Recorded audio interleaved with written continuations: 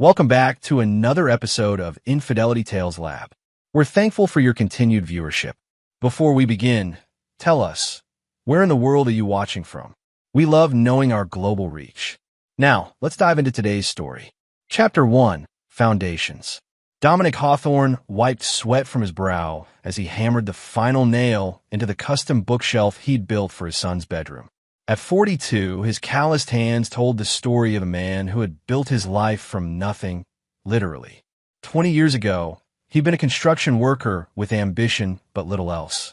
Now he owned Hawthorne Construction, one of the most respected custom home builders in the Pacific Northwest. "That looks amazing, Daddy," Tommy exclaimed, running his small hands over the smooth oak surface. "Only the best for you, buddy," Dominic replied, ruffling his 8-year-old son's dark hair, the same shade as his own. "You've got your mother's eyes, but thank God you got my handyman genes." Tommy giggled and began arranging his books on the shelves. Dominic watched him, a tightness forming in his chest. Something was off in his home, and it had been for months.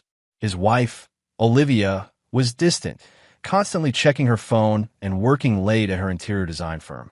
The business had taken off after she'd landed several contracts designing high-end apartments for Meridian Properties, a development company run by Alastair Pierce. Dominic had met Pierce exactly twice. The first time at a charity gala where Olivia had introduced them, and Pierce had barely acknowledged Dominic's existence, his eyes lingering too long on Olivia's low-cut dress. The second time was 3 months ago, when Dominic had surprised Olivia at her office with lunch and found Pierce leaning too close to her at her desk, both of them laughing at something on her computer screen. Something in Pierce's smile made Dominic's skin crawl. "Daddy, can we have pizza for dinner?" Tommy asked, breaking into his thoughts. "Sure, buddy. Let's go ask your mom." Dominic found Olivia in their bedroom, applying makeup even though it was nearly 7 p.m. on a Wednesday. "Tommy wants pizza for dinner," he said from the doorway. Olivia startled slightly, her hand jerking and smudging her eyeliner. "Jesus, Dom, you scared me. Sorry. Didn't realize applying war paint required such concentration." She shot him an irritated look. "I told you this morning, I have a client meeting tonight. At 7 p.m.? "Yes, at 7 p.m. Alastair's investors are in town, and he wants me to walk them through the design concept for the new lakeside development." Dominic leaned against the doorframe. "Alastair, huh? First name basis with the boss now." "Don't start, Dom." She blotted her lipstick. "This is a huge opportunity. The lakeside project could double my firm's revenue. And Alastair couldn't schedule this meeting during business hours? His investors are only in town tonight." She stood, smoothing down her form-fitting black dress. "I won't be late. Probably home by 10. Dominic watched as she gathered her portfolio and phone. Tommy's looking forward to pizza with both his parents. Guilt flashed across her face, but was quickly replaced by determination. "We'll have family dinner tomorrow. I promise." After she left, Dominic ordered pizza and ate with Tommy, helping with homework and tucking him into bed. Then he sat alone in his home office, nursing a whiskey and staring at the motion-activated security app on his phone. He'd installed the system himself after a break-in at a neighbor's house. The cameras covered every entrance to their property, including the driveway. At 10:30 p.m., his phone buzzed with an alert. A car was pulling into their driveway, a sleek black Audi he recognized as Alastair Pierce's. Dominic watched the grainy night vision footage as Pierce and Olivia sat in the car for 7 minutes. There was no mistaking their silhouettes moving closer together, their heads joining in what could only be a kiss. Dominic didn't slam his fist into the wall. He didn't throw his glass across the room. Instead, he took a screenshot, sent it to his private email, and poured another finger of whiskey. His father had taught him that a man never loses his temper. He channels his rage into action. By midnight, Olivia still hadn't returned. Dominic went to bed, lying awake until 1:23 a.m. when he heard her key in the door. She slipped into bed 30 minutes later, smelling of expensive cologne that wasn't his. Dominic closed his eyes, his mind already calculating. Alastair Pierce had just made the worst mistake of his life, and Olivia would soon learn that betraying Dominic Hawthorne wasn't just breaking a vow. It was declaring war. Chapter 2, discoveries. For 6 weeks, Dominic continued as if nothing had changed. He built shelves, attended Tommy's soccer games, and kissed Olivia goodbye each morning. But every night, he gathered evidence. Screenshots from the security cameras, GPS location from the family iPad that Olivia sometimes forgot was linked to her phone, and carefully documented timelines of her late meetings and weekend design emergencies. It was Tommy who unwittingly provided the final piece of the puzzle. "Dad, can you help me with my social studies project?" he asked one Saturday morning while Olivia was supposedly at a design conference in Portland. "Sure, buddy. What's the topic?" "We're making family trees. I need pictures of everyone." Dominic helped Tommy gather photos from their family albums and digital archives. As Tommy sorted through images on Dominic's laptop, he clicked on a folder labeled Property Photos. "Is this our house being built?" Tommy asked, pointing to construction images. "That's right.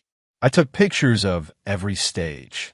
Tommy scrolled through photos of foundation pouring, framing, and roofing. Then he stopped on an image of Dominic standing with his original business partner, Floyd Callahan. "Who's that, Dad?"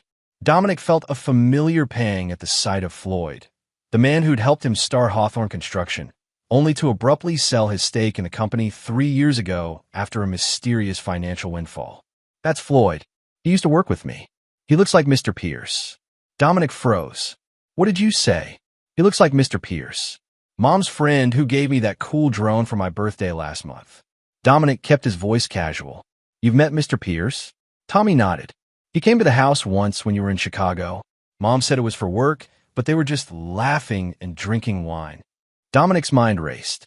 Floyd and Pierce, both tall with salt and pepper hair, both with connections to Olivia. It couldn't be coincidence. "Tommy, let's take a break. I need to check something for work." While Tommy played video games, Dominic dove into research. It took just 30 minutes to discover that Meridian Properties, Pierce's company, had purchased 3 parcels of land in the last 3 years that Hawthorne Construction had been poised to develop. Each time, they'd been outbid at the last minute by an anonymous buyer that turned out to be Meridian. And each time, Floyd had been involved in the preliminary site assessments. The pieces clicked into place. Floyd had been feeding inside information to Pierce, who was using Olivia to get it. The affair wasn't just personal betrayal. It was industrial espionage. Dominic called his attorney, Russell Davidson. "Russ, I need you to quietly pull all documents related to Floyd's departure. And I need to know if Meridian Properties has any financial connection to him." 2 days later, Russell confirmed what Dominic had suspected. Floyd had received a consulting fee of $250,000 from shell company owned by Meridian Properties right before selling his stake in Hawthorne Construction. That night, Dominic sat across from Olivia at dinner, watching her push food around her plate while checking her phone under the table. "You seem distracted," he commented. "Just stressed about work." She didn't meet his eyes. "Anything I can help with?" She shook her head. "It's complicated. Design stuff. Alistair, keeping you busy?" Her eyes flicked up at the mention of Pierce's name. "The whole team is swamped with the Lakeside project." "Funny thing," Dominic said casually, "I almost bid on that Lakeside property last year. Beautiful location. Someone outbid us at the last minute." Olivia's fork clattered against her plate. "Really? You never mentioned that. Didn't seem important at the time." He smiled and took a sip of water. "How's Alistair's wife, by the way? Gwen, right? I heard she's on some charity board with Senator Walsh's wife." Olivia paled slightly. "I wouldn't know. We don't discuss personal matters." Dominic nodded, filing away her reaction. "Of course not. Strictly professional." Later that night, he made a call to an old friend from his construction days who now worked for the city planning department. By morning, he had digital copies of all permit applications for the Lakeside development. By afternoon, he discovered 3 critical code violations in Meridian's plans that had somehow been overlooked by inspectors. Dominic wasn't just gathering ammunition. He was building the foundation for a demolition so complete that when it was over, no one would even remember there had once been something standing in its place. Chapter 3. Strategy. Dominic stared at the chessboard on his desk, his fingers hovering over a knight. Across from him sat Howard Bellamy, his oldest friend and the only person besides his lawyer who knew what Olivia had done. You're thinking too hard, Howard said. Sometimes the simplest move is the best. Simple moves are predictable, Dominic replied, finally moving his bishop instead. And I can't afford to be predictable right now. Howard leaned back in his chair, studying the board. Have you considered just confronting her? Divorce her, take half, move on with your life? This isn't about money. It's always about money, Dom. No. Dominic's voice hardened. It's about respect. About consequences. Pierce didn't just take my wife. He and Floyd systematically undercut my business, using Olivia as their spy. They need to understand what happens when you betray Dominic Hawthorne. Howard moved his queen. Check. Dominic blocked with a pawn without hesitation. I'm not just going to divorce Olivia. I'm going to dismantle everything she and Pierce thought they were building. And how exactly do you plan to do that? Pierce has connections. His brother-in-law is Deputy Mayor Nelson, which is precisely why he's been able to slide past building inspections and zoning regulations. Dominic reached for a folder and handed Howard several documents. But not everything can be hidden with a well-placed bribe. Howard reviewed the papers, his eyes widening. These geological surveys. The lakeside property has significant soil stability issues that Pierce's team deliberately concealed when they submitted their permit applications. They're building a 50-unit luxury development on land that could experience liquefaction in an earthquake. Jesus, that's not just unethical, it's criminal. Exactly. Dominic took Howard's night. And that's just the beginning. Over the next hour, Dominic outlined his plan.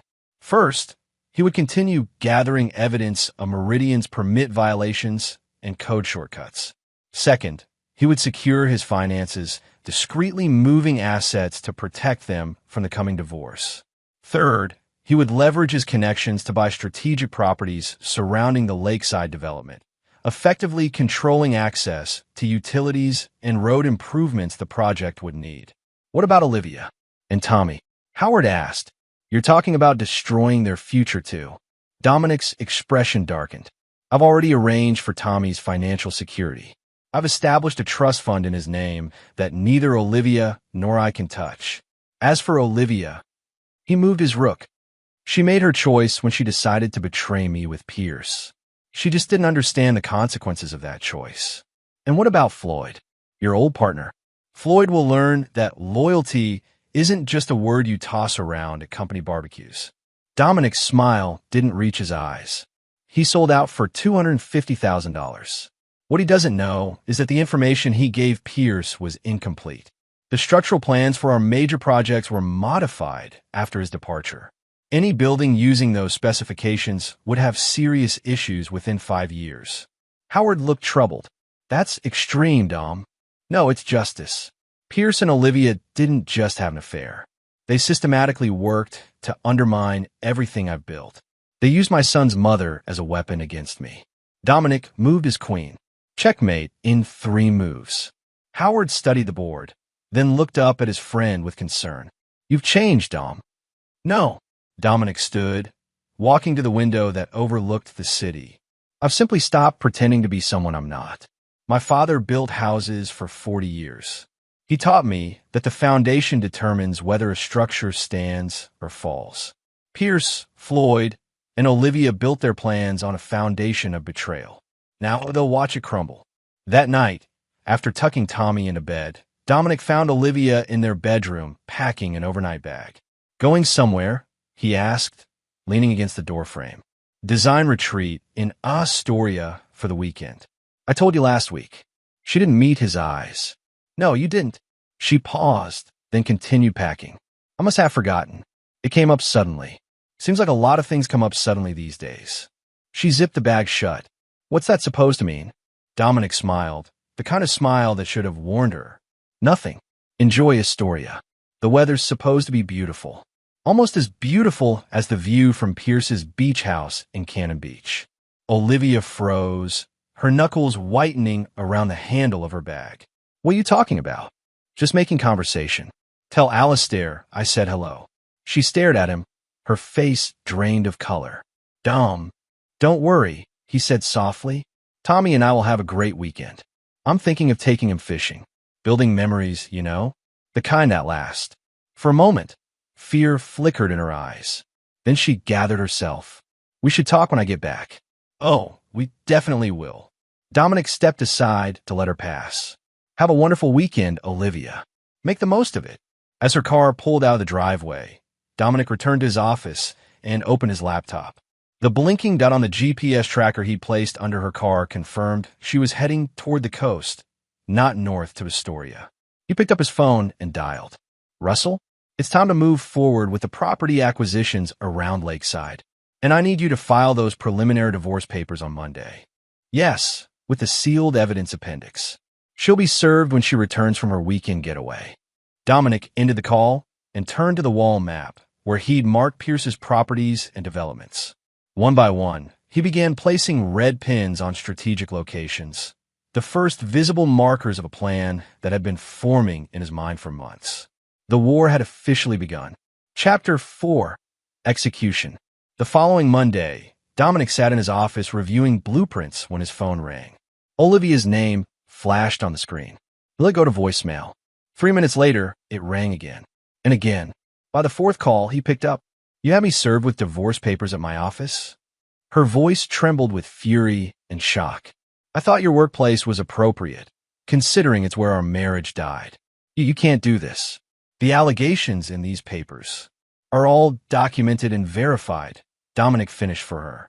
The infidelity, the corporate espionage, the breach of fiduciary duty to our family businesses. Russell's team has been building the case for months. A long silence followed. When Olivia spoke again, her voice had changed from anger to calculation. What do you want, Dom? Money? The house? Name your price. Dominic laughed softly. That's the difference between us, Olivia. You think everything has a price. Some things can't be bought back. Is this about Alistair? It was a mistake. I can end it. Too late. He kept his voice even, emotionless. Check your email. I've attached the complete evidence package, including the reports proving you and Pierce used information from Floyd to undercut Hawthorne construction on multiple projects. The same package is being delivered to the Ethics Committee of the Architectural Design Association this afternoon. I imagine your license will be under review by the end of the week. You would destroy my career? Her voice cracked. What about Tommy? Think about what this will do to him. I'm always thinking about Tommy. That's why I've arranged for full custody. Your visitation rights will depend on the court's assessment of your stability and judgment. You can't take my son. Actually, I can, and I will. The evidence of you using Tommy as cover for your meetings with Pierce is particularly disturbing. The text messages where you discuss how to manipulate our son's schedule to create alibis for your rendezvous won't play well before Judge Martinez. Another long silence. Then what about Pierce? Does he know? Pierce will learn his lesson separately, though I imagine his investors might be calling soon. Those structural issues with the Lakeside project are becoming common knowledge in certain circles. Dom, please. Her voice softened, attempting the conciliatory tone that had worked on him so many times before. We can talk about this. Work something out. We're past talking, Olivia. In fact, we're past everything except the consequences of your choices. He checked his watch. I have a meeting. Tommy will be staying with me at the lake house until the custody hearing. His things are already there. You have until Friday to remove your personal belongings from the house. Anything left will be donated. The lake house. Her voice rose. But that's mine. Always was. It's in my family trust, not our marital property. He allowed himself a small smile. You might want to check the ownership of your design firm's office building, too. Russell completed that acquisition last month. He ended the call and turned to the window, watching the Seattle skyline as gray clouds gathered over Puget Sound. His phone immediately began buzzing with text messages from Olivia, alternating between threats and pleas. He blocked her number and continued reviewing the blueprints for his newest project, a community center being built on land directly adjacent to Pierce's Lakeside development. By Wednesday, the ripples of Dominic's actions had become waves. The Architectural Design Association had suspended Olivia's license pending investigation. 2 of Meridian Properties' investors had pulled out of the Lakeside project after receiving anonymous packets containing geological surveys and structural assessments. And Floyd Callahan had been served with a civil suit alleging breach of contract and corporate espionage. On Thursday, Dominic received a call from an unfamiliar number. Hawthorne. He answered curtly. This is Alistair Pierce. The voice was tight with controlled rage. We need to talk. I don't believe we have anything to discuss. Listen, you vindictive bastard. I don't know what game you're playing, but it stops now, before we both end up destroying each other. Dominic leaned back in his chair. That's where you're wrong, Pierce. I'm not playing a game, and there's no both here. Only you, watching everything you've built turn to ash. Is this about Olivia? Fine. It's over. I've ended it. She meant nothing. Good to know. I'm sure she'll appreciate hearing that. Pierce's voice lowered. What do you want? Money? A partnership? Name it. What I want, Dominic said slowly, is for you to experience what it feels like when someone systematically dismantles your life's work. When everything you value is taken from you by someone you trusted. You're insane. No, I'm patient and thorough. Dominic checked his calendar. By the way, how's the meeting with the bank going today? I heard Lakeside's construction loan is under review. Pierce's breathing audibly quickened. How did you? I know everything, Alistair. Your shell companies. The bribes to building inspectors. The falsified environmental impact statements. The fact that your brother-in-law, Deputy Mayor Nelson, helped fast-track permits for projects that didn't meet code. You can't prove any of that. I already have. Check tomorrow's Seattle Times. Front page, above the fold. Developers' empire built on quicksand. Corruption in Seattle's building department exposed. The line went silent, except for Pierce's ragged breathing. One more thing, Dominic added. Tommy's birthday party is next Saturday. He's turning 9. The invitation sent to your house was a mistake. Please don't attend. Dominic hung up and swiveled his chair to face Howard, who had been sitting silently across the desk. Was that necessary? Howard asked, mentioning the boys' party. Everything I do is necessary. Dominic handed him a folder. These are the final documents for the property transfer. Once signed, the land surrounding Lakeside will be owned by Tommy's trust. Howard reviewed the papers. You're putting all of this in Tommy's name? The access roads, the utility corridors. Pierce will have to negotiate with my son's trustees to complete his development, or abandon the project entirely. And who are the trustees? Dominic smiled thinly. You and Russell, with explicit instructions never to approve any request from Meridian Properties or its subsidiaries. Howard shook his head. The level of detail in this revenge plan is disturbing, Dom. It's not revenge. It's justice. There's a difference. Is there? Because from where I'm sitting, you're becoming as ruthless as the people who betrayed you. Dominic's expression hardened. The difference is I never drew first blood. I never betrayed a partner or broke a vow. Everything that happens now is simply the natural consequence of their actions. That evening, as Dominic helped Tommy with homework at the lake house, his phone rang with Russell's familiar number. It's done, Russell said without preamble. The Seattle Times is running the story tomorrow. The FBI has opened a preliminary investigation into Nelson and the building department. And Floyd Callahan has agreed to testify against Pierce in exchange for dropping our civil suit. Perfect. Dominic glanced at Tommy, happily drawing at the kitchen table. And the other matter? For Tommy's birthday. The paperwork is complete. The deed will be delivered as arranged. It's quite the gift, Dom. He deserves everything. Dominic's voice softened watching his son. After what they put him through, using him as a pawn in their game, he deserves to know his father would move mountains for him. After ending the call, Dominic joined Tommy at the table. How's the drawing coming, buddy? Good. It's our family tree for school. Tommy pushed the paper toward him. See? That's you and me at the top. Dominic noticed that Tommy had drawn only 2 figures at the top of the tree, with Olivia noticeably absent. Buddy, you know your mom loves you, right? Even with everything that's happening. Tommy's small face grew serious. Is Mom in trouble? I heard her crying on the phone with Mr. Pierce. Dominic chose his words carefully. Your mom made some choices that have consequences. But nothing changes how much we both love you. Is that why we're staying at the lake house? Because of Mom's choices? Partly. Dominic put his arm around Tommy's shoulders. But also because I thought we could use some father-son time before your birthday party. Tommy brightened. Is everyone still coming? Absolutely. And I have a special surprise planned. Dominic tapped the drawing. Maybe you should add a spot for your future. We want to build someday. As Tommy excitedly added to his drawing, Dominic gazed out at the lake, watching the last light fade from the sky. By this time next week, Pierce's reputation would be in tatters, Olivia's career would be effectively over, and Floyd would be testifying before a grand jury investigating corruption in the building department. And Tommy, innocent Tommy who had been used as an unwitting pawn in their schemes, would receive a birthday gift that would secure his future in ways Olivia and Pierce could never imagine. Chapter 5, Consequences. The Seattle Times headline was even more damning than Dominic had anticipated. Corruption exposed. Developers' empire linked to bribes, falsified permits. The front page story detailed how Meridian Properties had systematically bribed officials to overlook safety violations and bypass environmental regulations. Deputy Mayor Nelson had been placed on administrative leave pending investigation, and 3 building inspectors had been suspended. Dominic read the article twice over breakfast, then set it aside as Tommy came into the kitchen. Dad, can we go fishing today?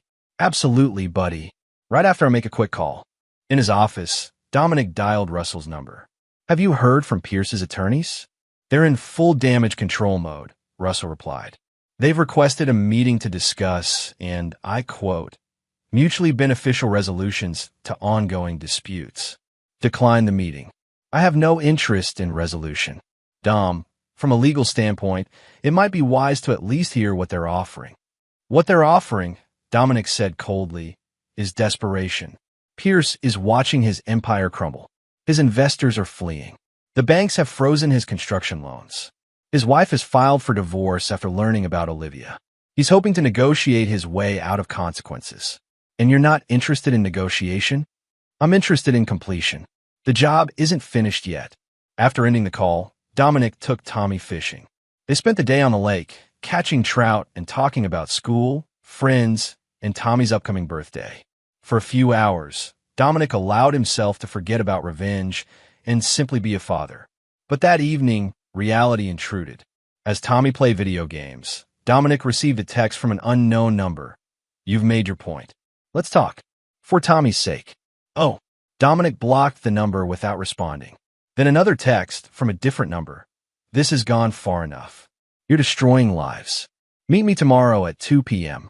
The usual coffee shop. He blocked that number too, but the interruption had soured his mood. Tommy noticed his father's darkened expression. Is everything okay, Dad? Dominic forced a smile. Everything's fine, buddy. Just some work stuff. How about we make some popcorn and watch a movie? Later that night, after Tommy was asleep, Dominic sat on the deck overlooking the moonlit lake. His phone rang. Howard. Pierce showed up in my office today, Howard said without greeting. He looked desperate, Dom. Said he wanted to make amends. Offered to sign over his interest in the lakeside property to Tommy's trust. And what did you tell him? That any offers needed to go through your attorneys. But Dom, the man is on the edge. The FBI raided his offices this morning. His wife has filed for full custody of their children and a restraining order. Olivia has been calling him nonstop, blaming him for everything. Sounds like things are progressing exactly as planned. Howard's voice lowered. He mentioned something else. Said Olivia told him you had security footage of them together. That you'd known about the affair for months, but kept silent, gathering evidence. Is that a question? It's a concern. This calculated approach, it's not like you, Dom. Maybe you never really knew me. Dominic watched the water ripple under the breeze. Maybe none of them did. What happens after Tommy's birthday party? After this grand finale you've planned? I rebuild. Tommy and I start fresh. Pierce, Olivia, and Floyd live with what's left of their lives.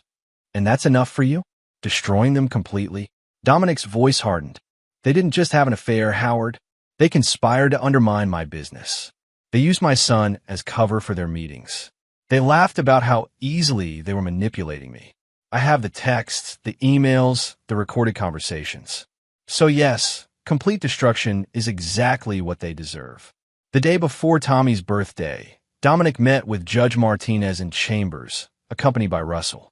They presented evidence of Olivia's involvement in the business espionage, the text messages discussing using Tommy as an alibi, and documentation of her increasingly erratic behavior since being served divorce papers.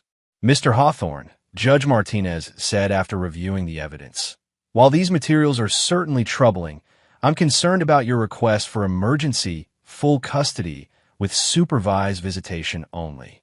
That's an extreme measure." "Your Honor," Dominic replied calmly, "I've never interfered with Olivia's relationship with our son. I've encouraged it, even knowing what I know. But her recent behavior has become increasingly unpredictable. She's appeared at Tommy's school twice, attempting to remove him without authorization. She sent him disturbing late-night text messages blaming me for destroying their family." The judge frowned. "Those texts are concerning. Tommy's welfare is my only concern. I'm not seeking to punish Olivia by limiting her access to our son. I'm seeking to protect him from the fallout of her choices until she stabilizes." After further discussion, Judge Martinez signed the emergency custody order. Olivia would be permitted supervised visitation only, pending a full hearing after psychiatric evaluation. As they left the courthouse, Russell glanced at Dominic. "That went better than expected. Martinez is usually more hesitant with emergency orders." The evidence was compelling. Dominic checked his watch. "Is everything arranged for tomorrow?" "Yes. The delivery will arrive at 2 p.m., as requested, and the documents are prepared exactly as you specified." Dominic nodded. "Perfect. Tommy deserves to know that his future is secure, regardless of what happens between his mother and me." That night, Dominic tucked Tommy into bed at the lake house. "Big day tomorrow, buddy. 9 years old. Practically a grown-up." Tommy grinned sleepily. "Will Mom be at my party?" "Yes, she'll be there." Dominic smoothed Tommy's hair. "And lots of your friends. And a very special surprise. Better than last year's drone from Mr. Pierce?" Something cold flickered in Dominic's eyes, quickly masked. "Much better. Something no one can ever take away from you." As Tommy drifted off to sleep, Dominic returned to the deck with a glass of whiskey. His phone showed 6 missed calls from Olivia, 3 from Pierce, and 1 from Floyd. He deleted them all without listening to the voicemails. Tomorrow, the foundation he'd been meticulously building for months would finally support the full weight of his justice. And everyone who had betrayed him would understand exactly who Dominic Hawthorne really was. Chapter 6, Revelations. Tommy's birthday dawned bright and clear. Dominic spent the morning setting up decorations at their main house. Balloons, streamers, and a space-themed cake, Tommy's latest obsession. The party was scheduled for 1 p.m., with the special delivery arranged for 2 p.m. At noon, Dominic received a call from the security company monitoring the property. "Mr. Hawthorne, we have an unauthorized entry attempt at your rear gate. A Ms. Olivia Hawthorne is trying to access the property before the designated time." "Is she alone?" "Yes, sir. Allow her entry, but monitor her movements." 15 minutes later, Olivia stormed into the kitchen where Dominic was arranging snacks. "How dare you get an emergency custody order?" Her eyes were red-rimmed, her normally perfect appearance disheveled. "Supervised visitation? Psychiatric evaluation? You're trying to make me look crazy." Dominic continued arranging fruit on a platter. "The evidence speaks for itself, Olivia. Your behavior has been erratic and potentially harmful to Tommy, because you've systematically destroyed everything in my life. My career, my reputation, your affair." Dominic finally looked at her.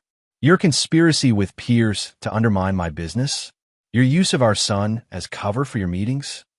She faltered momentarily, then rallied. "It wasn't like that. Alistair and we fell in love. It happens, Dom. Marriages end. But this scorched earth campaign you've launched, it's insane.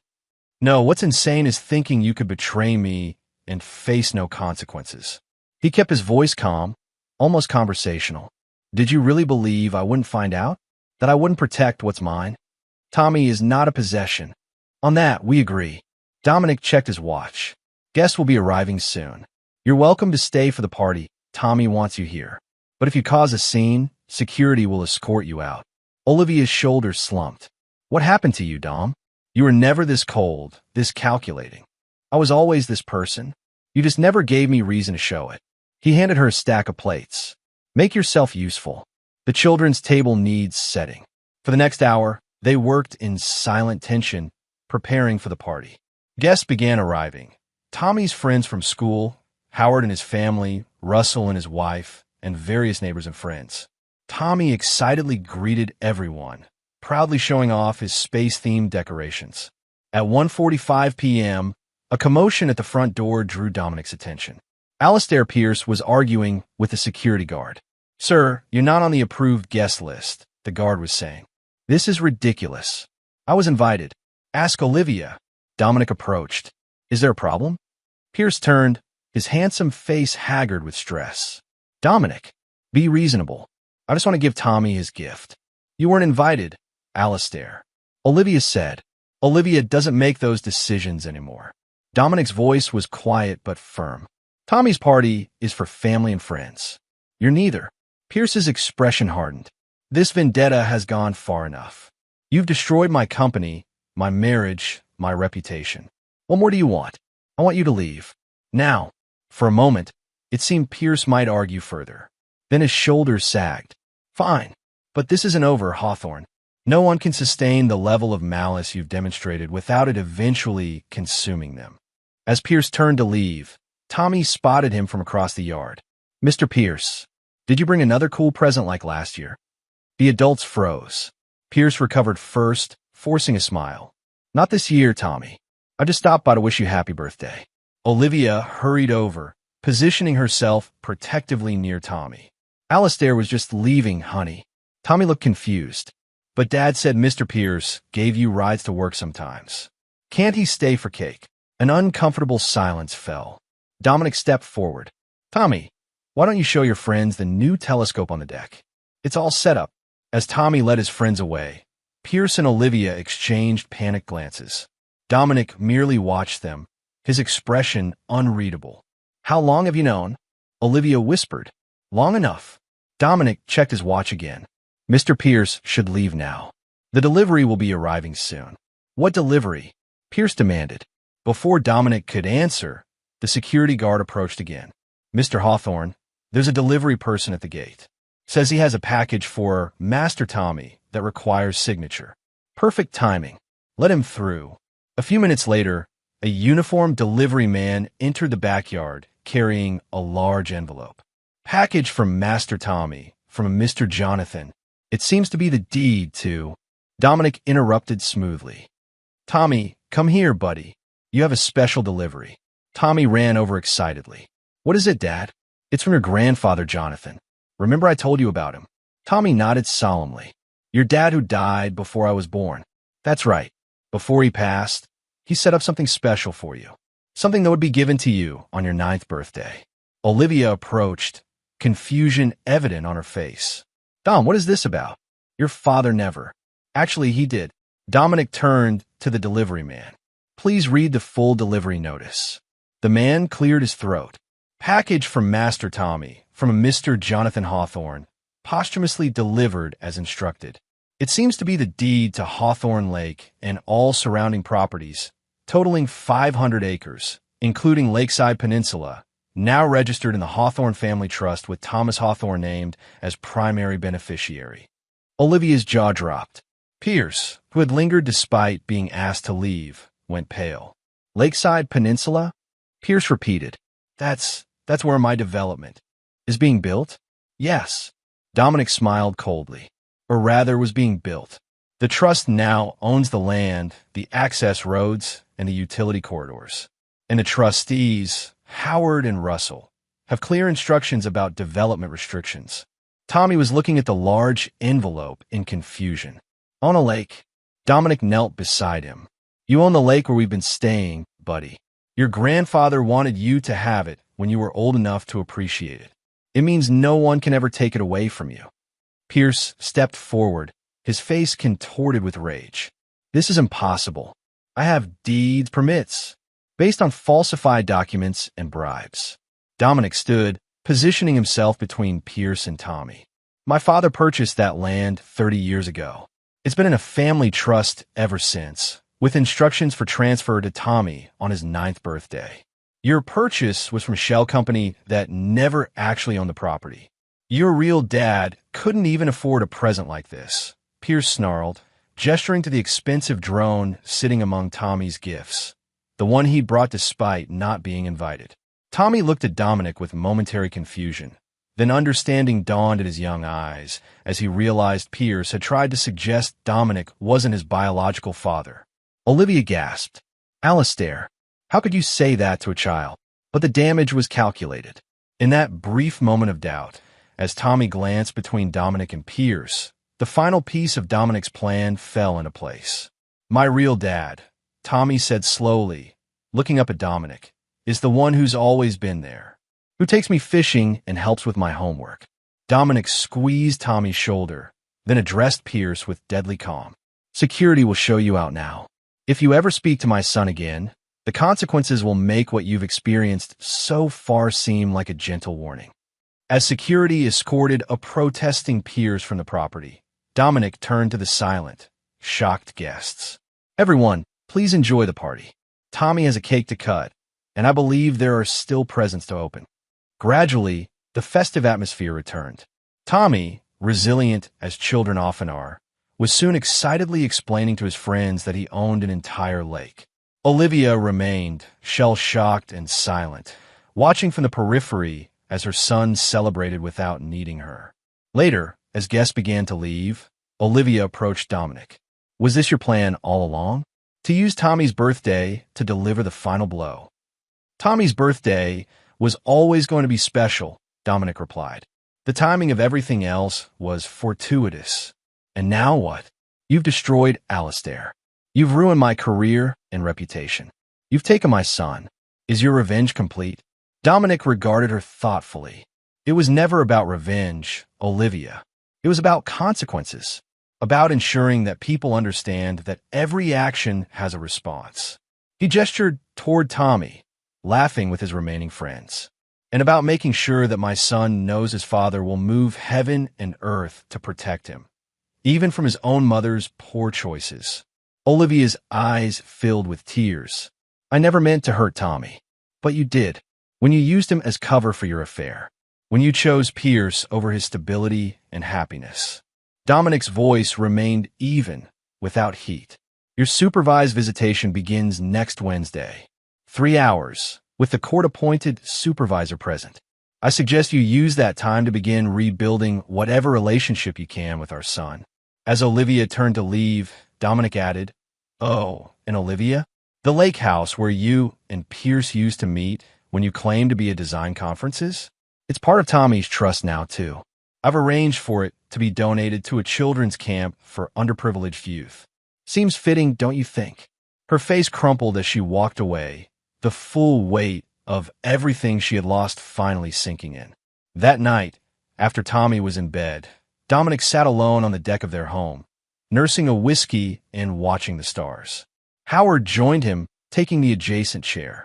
Hell of a party, Howard commented. Tommy enjoyed it. The boy seemed happy, yes. Howard studied his friend's profile. And you?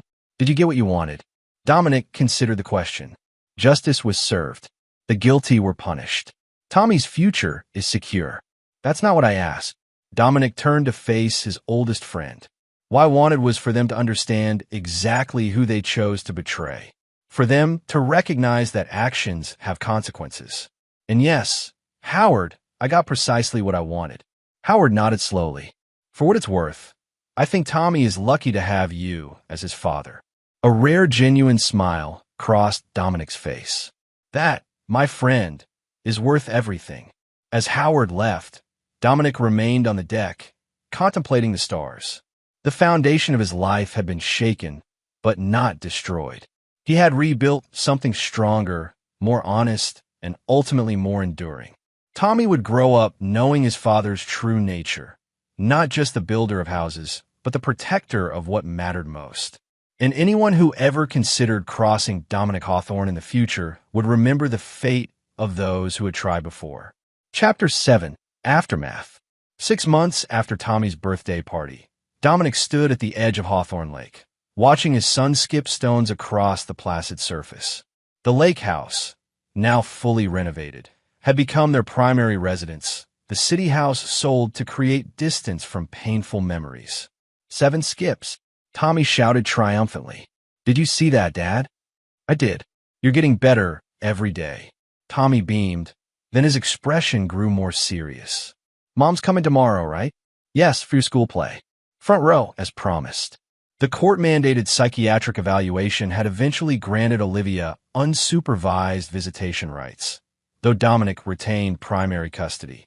In the months since the birthday party, she had slowly begun rebuilding her relationship with Tommy, careful to keep their interactions positive and free from the tensions between her and Dominic. Is she bringing her new friend? Tommy asked cautiously. Olivia had recently begun dating a teacher from Tommy's school, a relationship Dominic had thoroughly investigated before deciding the man posed no threat to his son. I believe so. Is that okay with you? Tommy shrugged. He's nice. He helps me with math sometimes.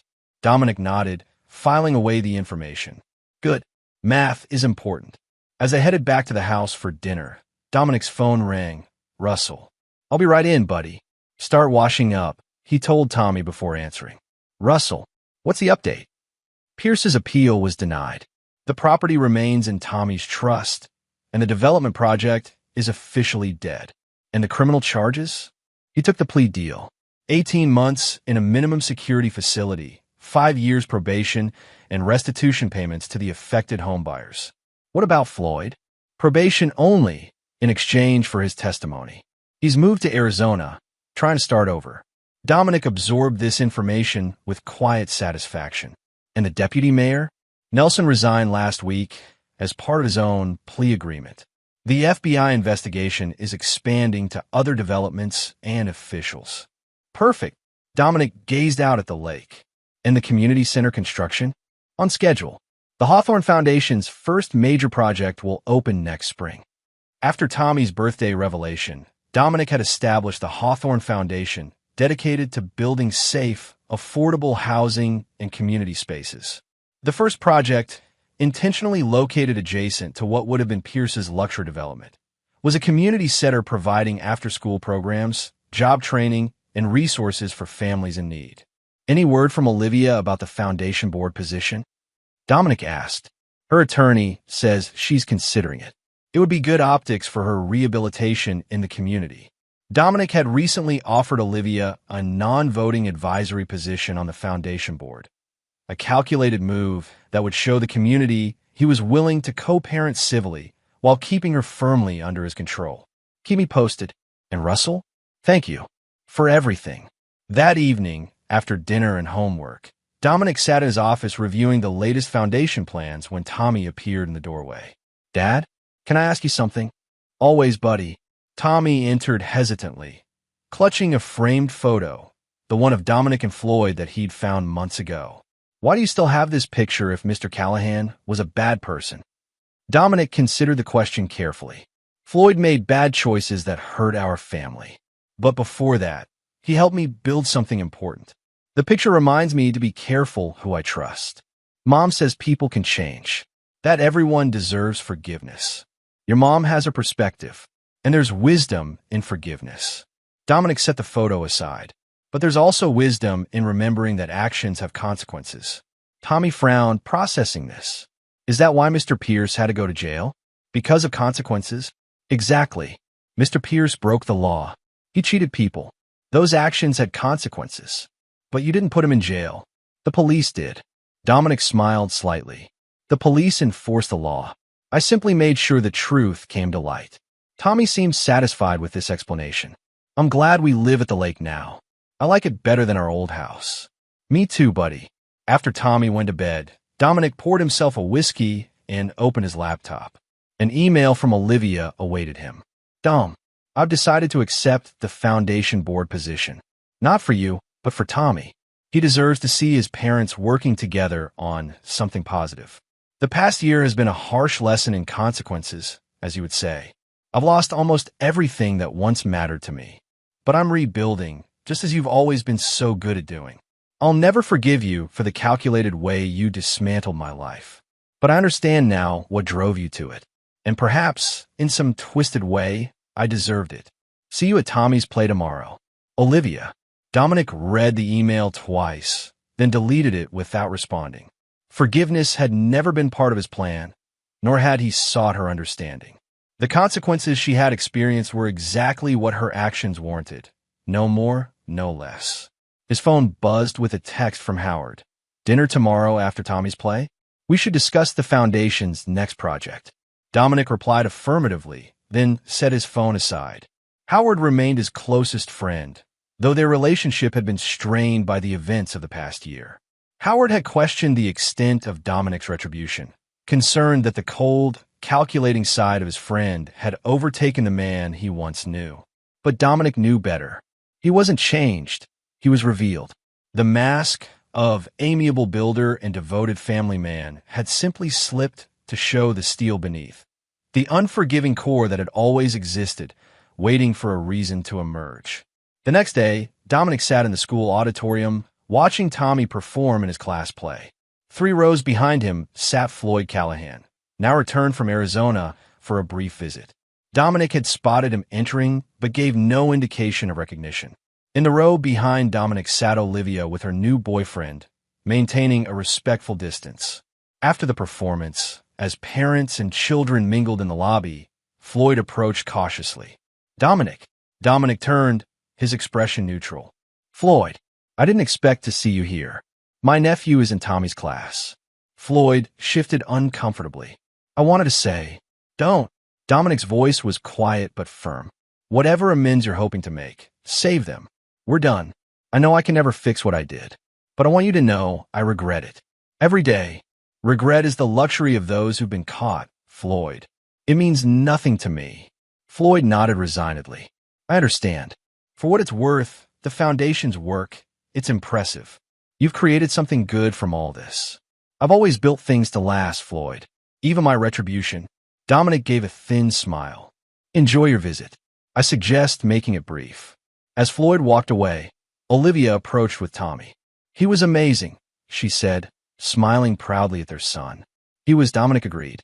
An awkward silence fell between them, broken by Tommy's drama teacher calling him over to take photos with his classmates. I've accepted the board position, Olivia said once Tommy was out of earshot. Russell informed me. I have some ideas for the Women's Resource Center. Design concepts that could. Submit them through the proper channels. The board will review them at the next meeting. Olivia sighed. Are we always going to be like this, Dom? Cold and formal. This is cordial co-parenting, Olivia. It's more than many in our situation manage. And more than I deserve, according to you. Dominic finally looked directly at her. What you deserve isn't relevant anymore. What matters is what Tommy deserves. 2 parents who can interact without hostility. That's what I'm providing.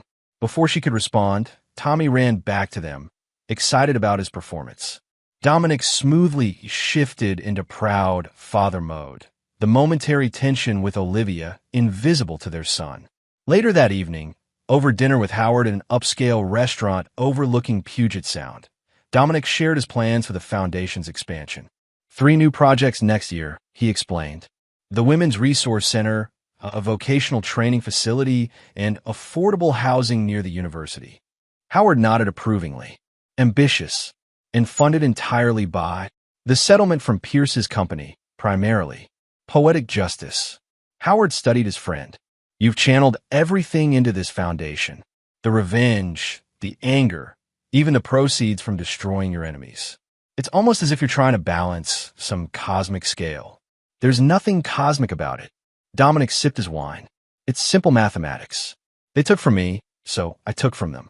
Now I'm building something better from the remains. And are you happy, Dom? Truly. The question caught Dominic off guard. Happiness had never been his metric for success. I have Tommy. I have purpose. The people who betrayed me have faced justice. That's not what I asked. Dominic considered the question more deeply. Happiness is for people who haven't seen behind the curtain. Howard, I've seen what people are capable of, the betrayals, the calculations, the selfishness. I don't expect happiness. I expect integrity in my dealings and consequences for those who lack it. That's a cold way to live. It's an honest way to live. Dominic raised his glass. To honesty, then. Howard reluctantly clinked glasses. To honesty, and maybe someday, to something warmer. Chapter 8. Reckonings. 1 year after Tommy's fateful birthday party, Dominic stood in the newly completed Hawthorne Community Center, surveying the space with satisfaction. Floor-to-ceiling windows overlooked what would have been Pierce's lakeside development, now a nature preserve established by Tommy's trust. "Mr. Hawthorne?" A young woman approached, clipboard in hand. "The reporters are ready for the press conference whenever you are." "Thank you, Jessica. 5 minutes." As the assistant walked away, Dominic felt a presence beside him. Howard had arrived, looking distinguished in a tailored suit.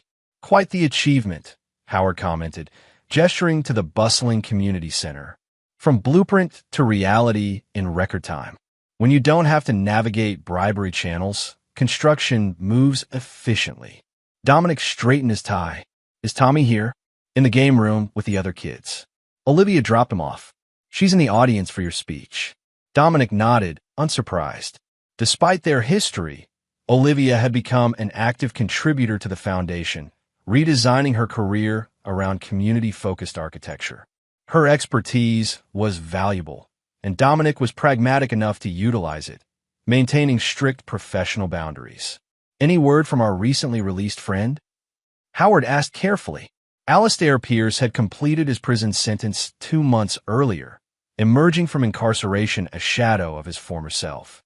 His wealthy friends had abandoned him, his ex-wife had remarried, and his business empire had been divided among creditors and lawsuit settlements. "My sources say he's living in Portland, trying to rebuild with a small residential construction company." Dominic's expression remained neutral, operating under his mother's maiden name. "And that satisfies you? Knowing he's starting over from nothing?" "Justice isn't about satisfaction, Howard. It's about equilibrium." Pierce's actions damaged lives. His consequences reflect that damage. Before Howard could respond, Jessica returned to escort Dominic to the press conference. For the next hour, he spoke eloquently about the Foundation's mission, the community center's programs, and the upcoming projects. Reporters asked predictable questions about funding, staffing, and future plans, all of which Dominic handled with practiced ease. Until the final question. "Mr. Hawthorne," called a journalist from the back row, "your foundation rose from the ashes of the Meridian property scandal. Critics suggest the timing was opportunistic, that you leveraged Alastair Pierce's downfall for personal gain and public rehabilitation. How do you respond?" A tense silence fell over the room. Dominic located the speaker, a young reporter he didn't recognize. "An interesting perspective," Dominic replied calmly, "but factually incorrect. The Hawthorne Foundation was established using personal funds and legally obtained settlements. As for rehabilitation," he allowed himself a small smile, "I wasn't the one who needed rehabilitating." Scattered laughter broke the tension. The press conference concluded, and Dominic moved through the crowd, accepting congratulations and discussing future partnerships. He spotted Olivia across the room, deep in conversation with the Foundation's education director. Their eyes met briefly. She gave a professional nod, which he returned. Later, as the crowd thinned, Jessica approached again. "Mr. Hawthorne, there's someone asking to speak with you privately. He says it's urgent." "Did he give a name?" "Benjamin Walsh. He says you knew his father." Dominic stilled. Senator Walsh, whose wife had served on charity boards with Pierce's ex-wife Gwen. The connection was distant, but significant. "Show him to my office." Minutes later, a young man in his early 30s entered Dominic's office. Tall and well-dressed, with a confident bearing of old money and political connections. "Mr. Hawthorne," he extended his hand, "thank you for seeing me." Dominic shook it firmly. "What can I do for Senator Walsh's son?" Benjamin smiled tightly. "Former senator. My father passed last year. My condolences." "Thank you." Benjamin settled into a chair. "I'll be direct, Mr. Hawthorne. I'm here about Alastair Pierce." Dominic's expression remained impassive. "Pierce is no longer my concern." "Perhaps not, but you're certainly his." Benjamin leaned forward. "He's obsessed with you, with what you did to him. He talks about nothing else. That sounds like a psychiatric issue, not a business one." It became my business when he approached my development firm with information he claims could be valuable to us. Information about you. Now Dominic was intrigued. What kind of information? He wouldn't say specifically, just that it involved something from your early days. Before Hawthorne Construction became successful, Benjamin studied Dominic's face. He seemed to think it would interest me given my family's history with certain properties in the region. Dominic considered this. There was only one connection between his early career and the Walsh family. A parcel of land that had been central to his first major project, a project that had launched Hawthorne Construction's reputation. Why come to me with this? Benjamin sat back. My father always said you were a man of integrity in a business often lacking it. I'm not interested in Pierce's vendetta, but I am interested in knowing if there's any legitimacy to his claims before I waste resources investigating. And what would you do with this information if it proved legitimate? That would depend on its nature. Benjamin's expression hardened slightly. My family protects its interests, Mr. Hawthorne, as I believe you protect yours.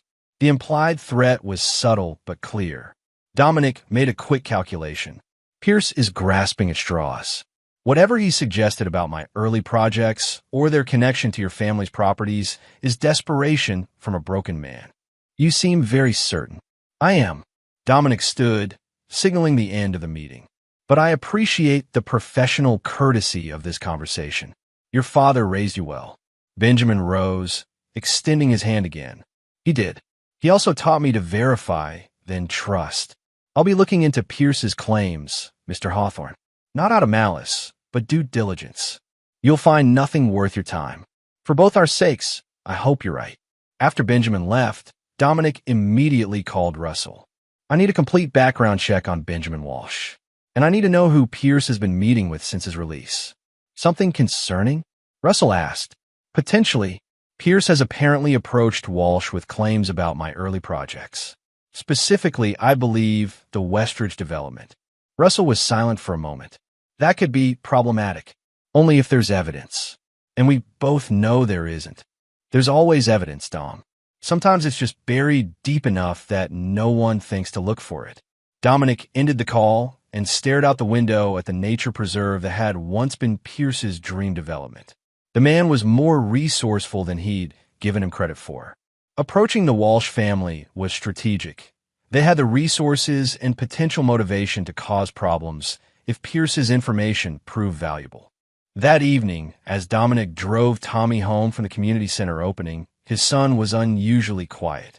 Everything okay, buddy? He asked. Tommy fidgeted with his seatbelt.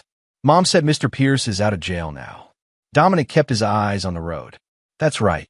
He served his sentence. Is he going to come back? Try to hurt us? No, buddy. Mr. Pierce has no reason to come near us, and he knows better than to try. Tommy was silent for another moment. Dad, did you make Mr. Pierce go to jail? Dominic chose his words carefully. Mr. Pierce broke the law, Tommy. I made sure the truth about that was known to the right people. The law did the rest. But if you hadn't told, he might not have gone to jail. That's right. And that wouldn't have been justice. Tommy seemed to consider this. Mom says sometimes it's better to forgive people than to punish them. Your mom has her perspective. Dominic glanced at his son. What do you think? Tommy shrugged. I think it depends on what they did. And if they're really sorry. That's wise, buddy. Very wise. Later that night, after Tommy was asleep, Dominic received a text from an unknown number. You should have taken my offer at the birthday party. Now we'll see what the Walsh family thinks about the original Westridge surveys. Dominic stared at the message, then blocked the number. Pierce was becoming a nuisance again, and nuisances in Dominic's world were eliminated, not tolerated. The next morning, Dominic met with Russell in his office at the foundation. What did you find on Benjamin Walsh? Russell placed a folder on the desk. Harvard Business School. Took over Walsh Development after his father's death. Clean record, respected in the industry. Recently engaged to Congressman Taylor's daughter. And his connection to Pierce? That's where it gets interesting. Russell opened the folder to reveal photographs. Pierce approached him 3 times in the past month. The final meeting included this woman. Dominic examined the photo of an elderly woman with a cane. Who is she? Margaret Westridge. Dominic's expression darkened. The original property owner. Exactly. Her family sold the Westridge tract to your company in 2010, your first major development. That sale was completely legitimate. All paperwork was in order. Yes, but according to my sources, Pierce has been suggesting otherwise. He's apparently told Walsh and Ms. Westridge that there were irregularities in the environmental impact studies, specifically regarding the wetland designation. The Westridge property had contained a small wetland area that had been reclassified prior to development, a completely legal process, though one that had involved substantial paperwork and several meetings with planning officials. Those studies were conducted by certified professionals and approved by regulatory authorities, Dominic said firmly. Yes, but one of those professionals was Floyd Callahan's cousin, and one of those regulatory officials later worked for you as a consultant. Pierce is suggesting collusion. Dominic absorbed this information quietly. What's Walsh's interest? His company owns adjacent property. If the Westridge environmental studies were fraudulent, it could affect his development plans. And the Westridge family might have grounds for a lawsuit claiming they sold under false pretenses. The statute of limitations has long passed. For criminal charges, yes. For civil action, it's more complicated, especially if they claim the information was deliberately concealed. Dominic stood and walked to the window. What does Pierce hope to gain from this? Revenge. Partially, but also legitimacy.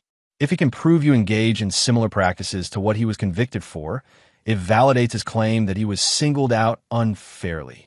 How much do they know? According to my source, Pierce claims to have copies of original surveys that contradict the final environmental impact statement. But he hasn't produced them yet. Because they don't exist, Dominic said firmly. The surveys were conducted properly. Russell was silent for a moment. Dom, were they? Dominic turned to face his longtime attorney and friend. Are you asking me if I falsified environmental studies, Russell? After all these years, I'm asking if there's anything I need to know to protect you and the Foundation. The only thing you need to know is that Pierce is desperate and dangerous. He'll manufacture evidence if he has to. Dominic returned to his desk. I want surveillance on him. I want to know everyone he meets with. And I want the complete original files on the Westridge development. Everything we have. After Russell left, Dominic sat alone, contemplating his next move. Pierce was attempting to undermine the foundation of Dominic's legitimacy, the very thing Dominic had used to destroy him. It was a calculated move, targeting the one project from Dominic's past that had potential vulnerabilities. The question wasn't whether Pierce could prove wrongdoing. Dominic was confident he couldn't. The question was whether the mere suggestion of impropriety, coming from someone with insider knowledge of the industry, could create enough doubt to damage the Foundation and Dominic's reputation. And that was a risk Dominic couldn't afford to take. Not when everything he'd built for Tommy's future depended on the integrity of the Hawthorne name. Chapter 9. Resolution. 3 days after Benjamin Walsh's visit, Dominic received an encrypted email from Russell containing scanned documents. The subject line read simply, "Found by my investigator in Pierce's apartment." Dominic opened the files to find what appeared to be original environmental surveys of the Westridge property, surveys that contradicted the official reports submitted for the development permits. The documents were dated from 2010 and contained handwritten notes in what looked like Floyd Callahan's handwriting, detailing how to revise the wetland boundaries. If authentic, these documents would support Pierce's allegations of fraud and potentially expose Dominic to civil liability. More importantly, they would undermine the Foundation's integrity and tarnish Tommy's inheritance. Dominic immediately called Russell. "These are forgeries. Are you certain? They look convincing.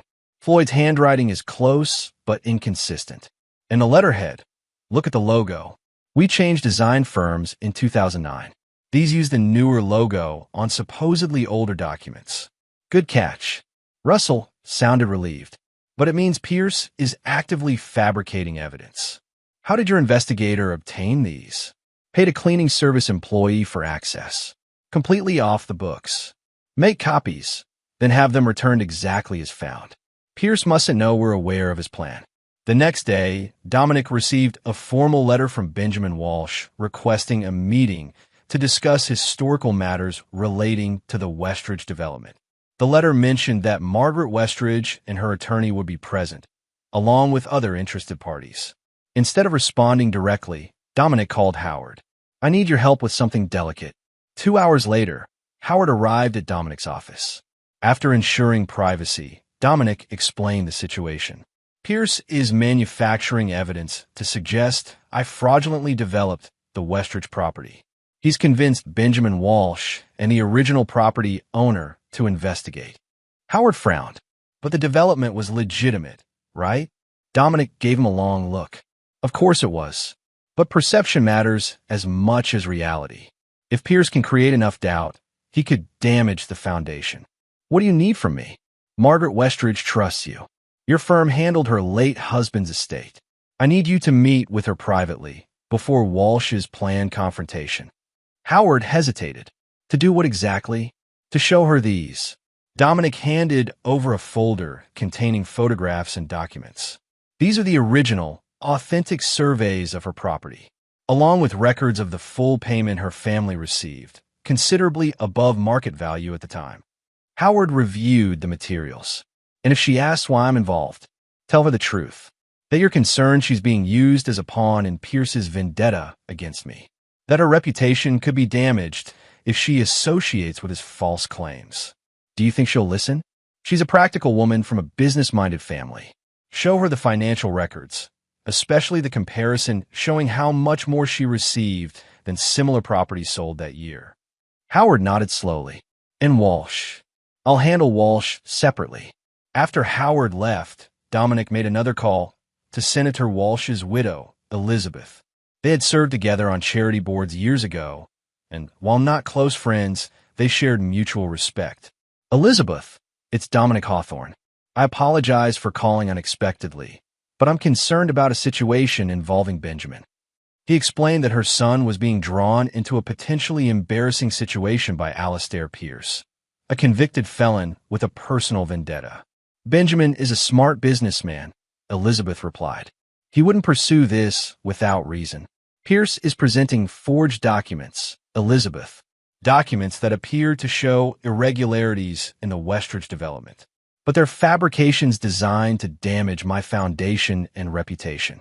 Have you spoken to Benjamin about this? I want to speak with you first, out of respect for your late husband. Senator Walsh and I didn't always agree on policy, but we respected each other's integrity." There was a pause before Elizabeth responded. "I'll speak with Benjamin. I can't promise he'll withdraw from this matter, but I'll ensure he understands the potential complications of associating with someone like Pierce.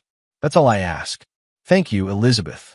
The following day, Dominic received a brief email from Benjamin Walsh. "Meeting postponed indefinitely. Further review of preliminary evidence indicates insufficient basis for proceeding. Regards, B. Walsh." Howard called that evening. "Margaret Westridge has withdrawn her participation in any investigation of the Westridge development. She was quite emphatic about not wanting to be involved in a feud between developers."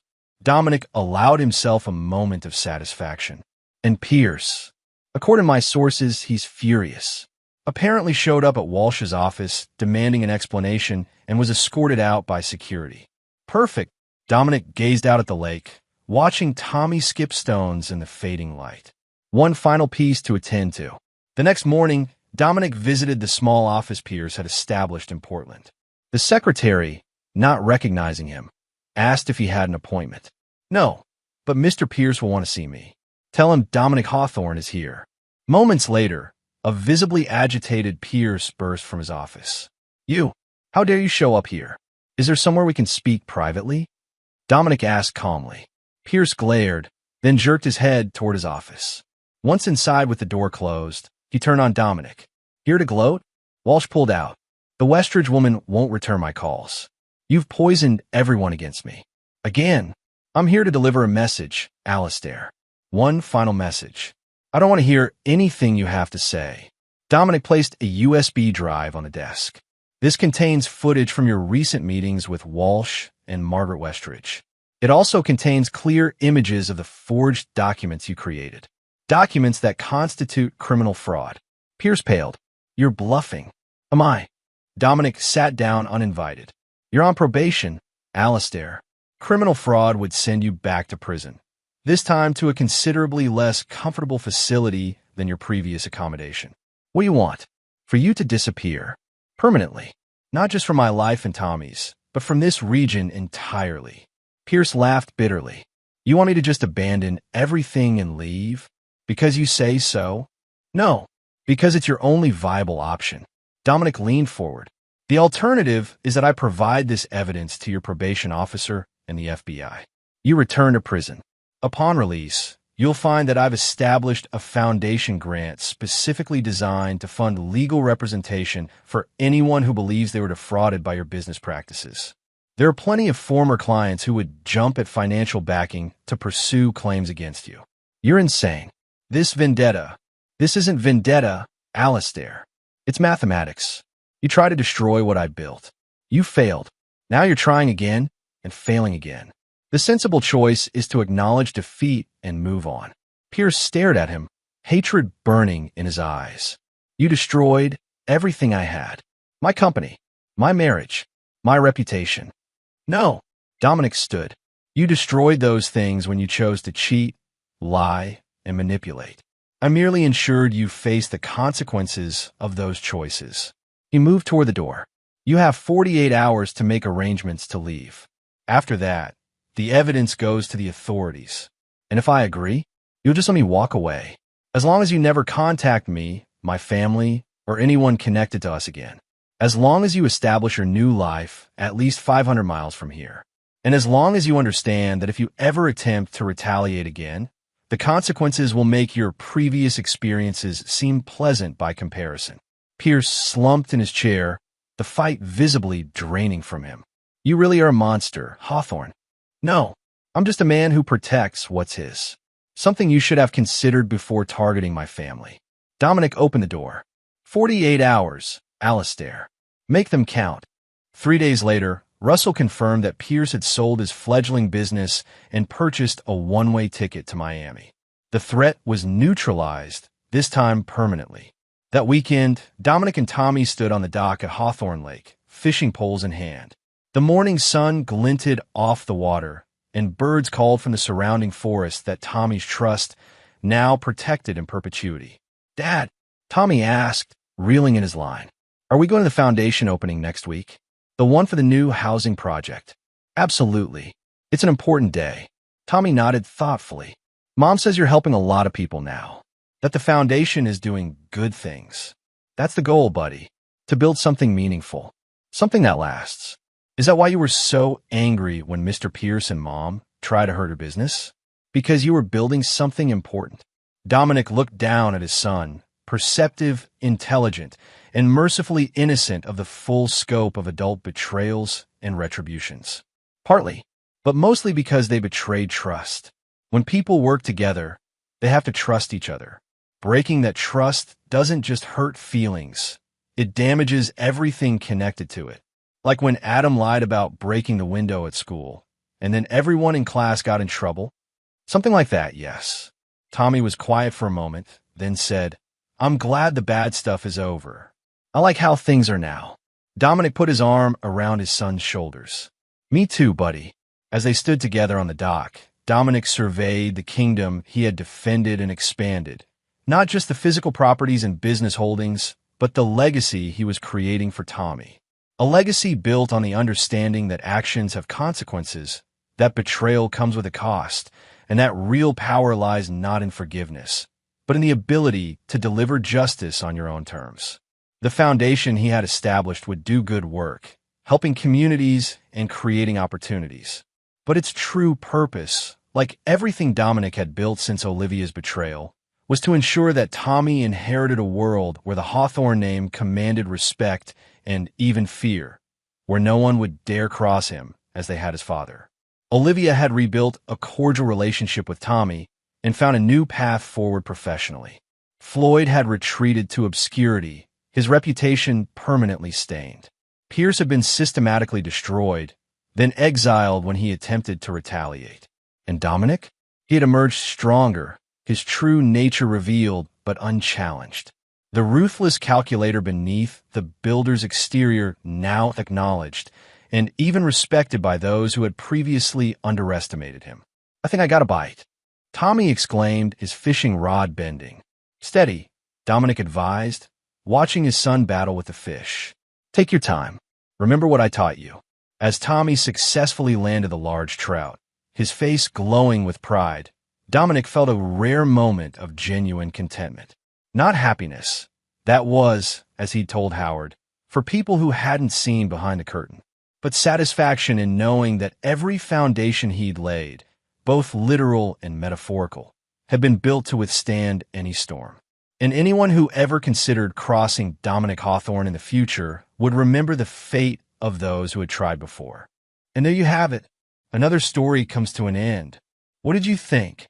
I'd love to hear your thoughts in the comments below. If you enjoy this story, consider joining our community by subscribing. It means the world to us.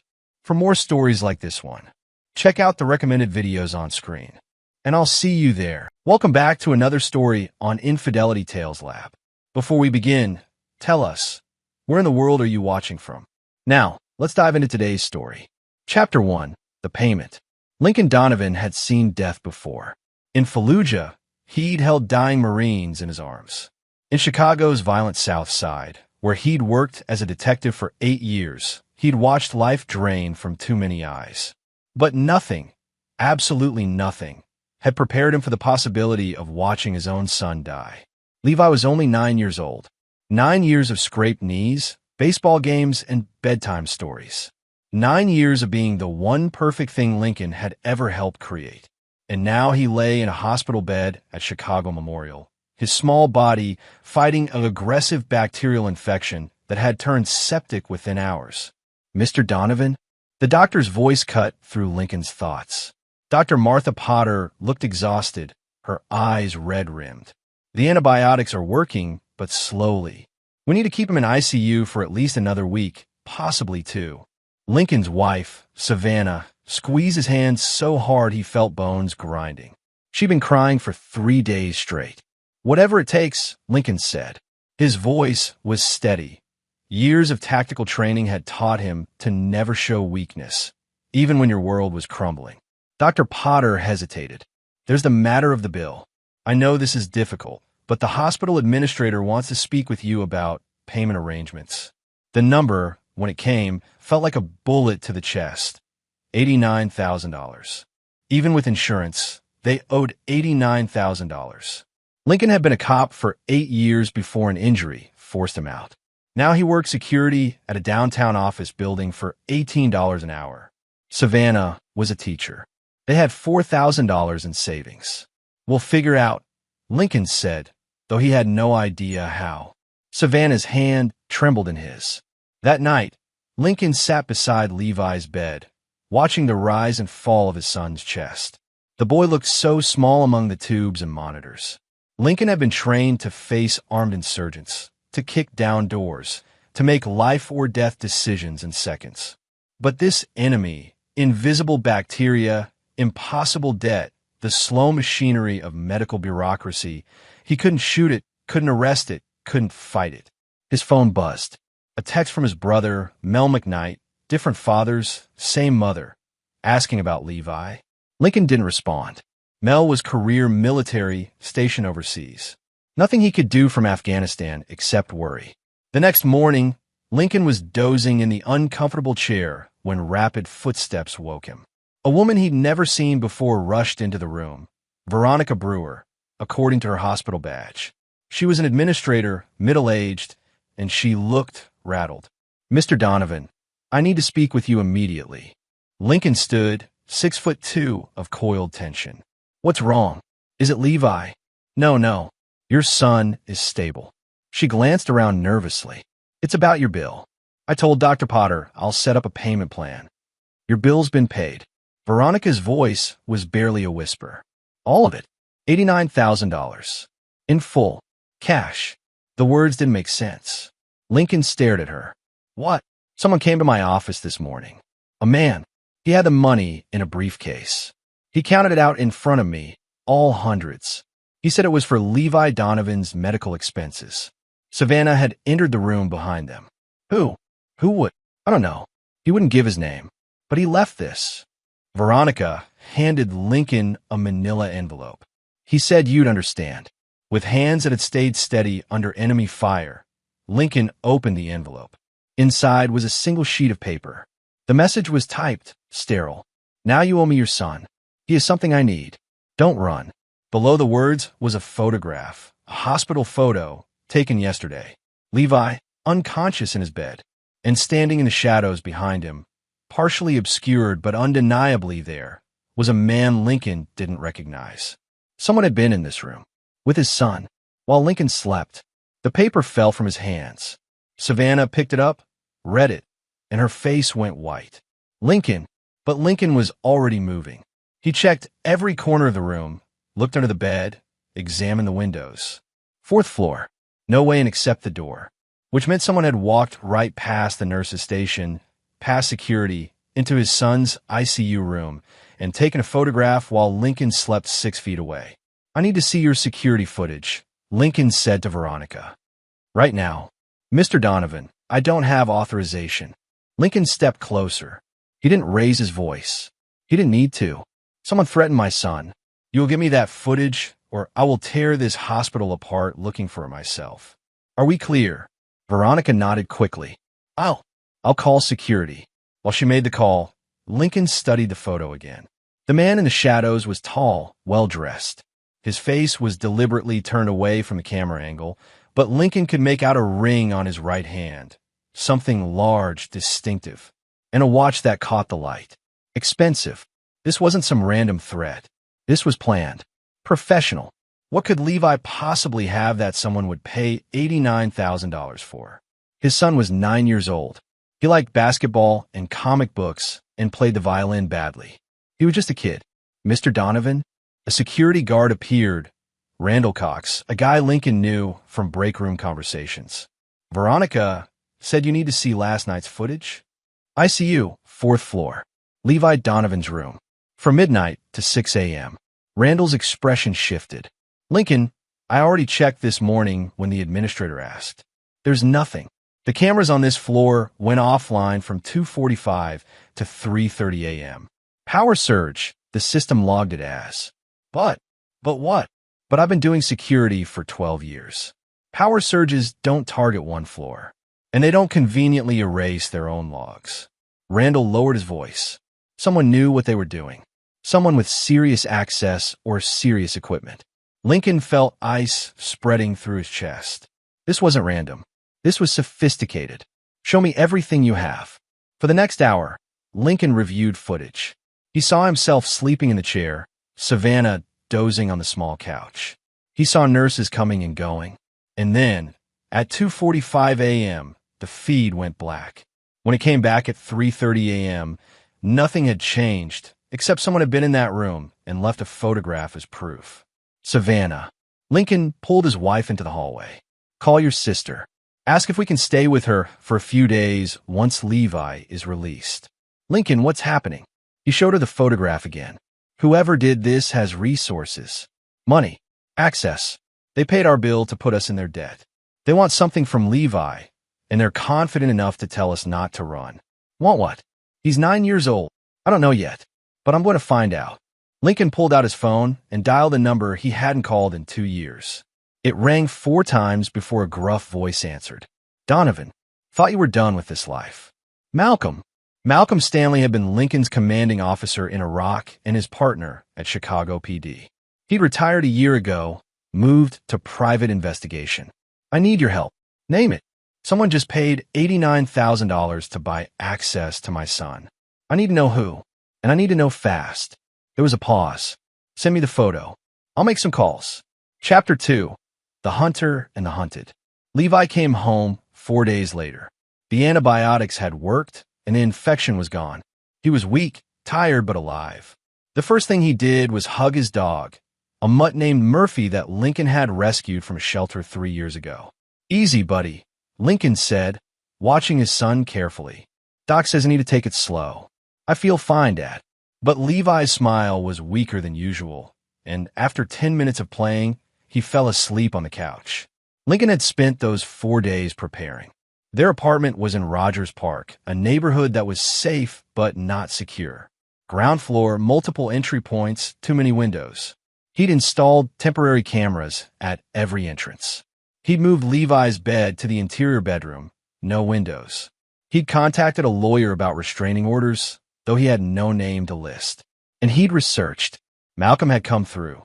The photograph had been analyzed by a former FBI tech Malcolm knew. The image had been enhanced, sharpened. The ring on the man's hand became clear. A university ring, Cornell, with distinctive markings that indicated medical school, graduating class of 1987. The watch was a Patek Philippe, worth at least $50,000. And through reflection in the forestand, they'd caught a partial view of the man's face. Malcolm had run it through facial recognition software. It took 2 days, but they got a hit, Barrett Arnold. Lincoln sat at his laptop now, reading everything he could find. Barrett Arnold, age 58. Graduated Cornell Medical School, top of his class. Founded Biotech Innovations 15 years ago, a pharmaceutical research company that had made him a billionaire. Married to Claudia Arnold, Society page regular. One daughter, Juliana Arnold, age 12. On paper, Barrett Arnold was a pillar of Chicago society. Philanthropist, cancer research advocate. His company had developed 3 major drugs that had saved countless lives. But Malcolm had dug deeper. Lincoln, this guy's got shadows, his friend had said over the phone. Biotech Innovations has been cited 4 times by the FDA for ethics violations. They settled out of court each time. There are rumors about human trials that weren't properly authorized. And his daughter, Juliana, she's been sick for years. Some kind of genetic disorder. Arnold's been obsessed with finding a cure. What does that have to do with Levi? I don't know yet. But whatever Arnold wants, he's desperate enough to make threats and pay big money for it. Now, watching Levi sleep on the couch, Lincoln felt the old instincts kicking in. He'd been trained to hunt, to track, to anticipate enemy movement and counter it. For 8 years in Chicago, he'd hunted gang members, drug dealers, killers. He knew how predators thought. Barrett Arnold had made a mistake by announcing himself. By leaving the note, the photograph, he'd revealed his existence. He wanted Lincoln to know who held power. But in doing so, he'd given Lincoln a target. Lincoln's phone rang. Malcolm again. Turn on the news. Channel 5. Lincoln grabbed the remote. The local news was showing breaking coverage. A press conference at Biotech Innovations. And there, standing at a podium, was Barrett Arnold himself. Pleased to announce a major breakthrough in genetic therapy, Arnold was saying. His voice was smooth, cultured. He looked the part of a benevolent billionaire. Silver hair, expensive suit, warm smile. Our research has identified a rare genetic marker that could revolutionize treatment for dozens of inherited disorders. We're looking for volunteers to participate in a groundbreaking study. Lincoln's blood ran cold as Arnold continued. We're particularly interested in children between the ages of 8 and 10 who may carry this marker. Participation is voluntary, completely safe, and families will be compensated generously for their time. He's fishing, Malcolm said on the phone. But for what? Does Levi have any unusual medical history? Rare blood type? No, he's perfectly healthy. Until this infection, he'd barely been sick a day in his life. That might be it. Lincoln, what if Levi's immune system is what Arnold wants? You said the infection was aggressive, but he fought it off faster than doctors expected. What if there's something in his genetic makeup? Lincoln muted the TV. Malcolm, I need everything you can find on Barrett Arnold's daughter. Medical records, hospital visits, everything. That's going to be tough. Medical privacy laws. Figure it out. Use your contacts. We need to know what she has and why Arnold thinks Levi can help. After hanging up, Lincoln checked on Levi again. His son was still sleeping peacefully. Savannah was in the kitchen, trying to keep busy by cooking dinner. She was terrified. Lincoln could see it in the tightness around her eyes, the way her hands shook when she chopped vegetables. We should go to the police, she said for the 5th time. And tell them what? That someone paid our bill? They'll say we're paranoid. The note isn't technically a threat. Don't run could mean anything. And we don't have proof Arnold was in that hospital room. Just a fuzzy photo. Lincoln hated saying it, but it was true. He'd been a cop long enough to know that without hard evidence, the police couldn't do anything. So what do we do? Lincoln looked at his wife. They'd met 10 years ago at a community center where she taught after-school programs. She'd been helping a kid with homework, patient and kind, and Lincoln had fallen for her immediately. She was good, pure good, in a way that Lincoln, who'd seen the worst of humanity, found miraculous. "We wait," he said. "We watch. And when Arnold makes his next move, we'll be ready." The next move came faster than expected. It was 2 a.m. when Murphy started barking. Lincoln was out of bed instantly, his old service pistol, kept locked in a safe, fully legal, in his hand. He moved through the dark apartment with tactical precision, checking rooms, angles, approaches. Nothing. All cameras showed empty hallways, quiet streets. But Murphy wouldn't stop barking at the front door. Lincoln checked the peephole. Nothing. He opened the door, gun ready.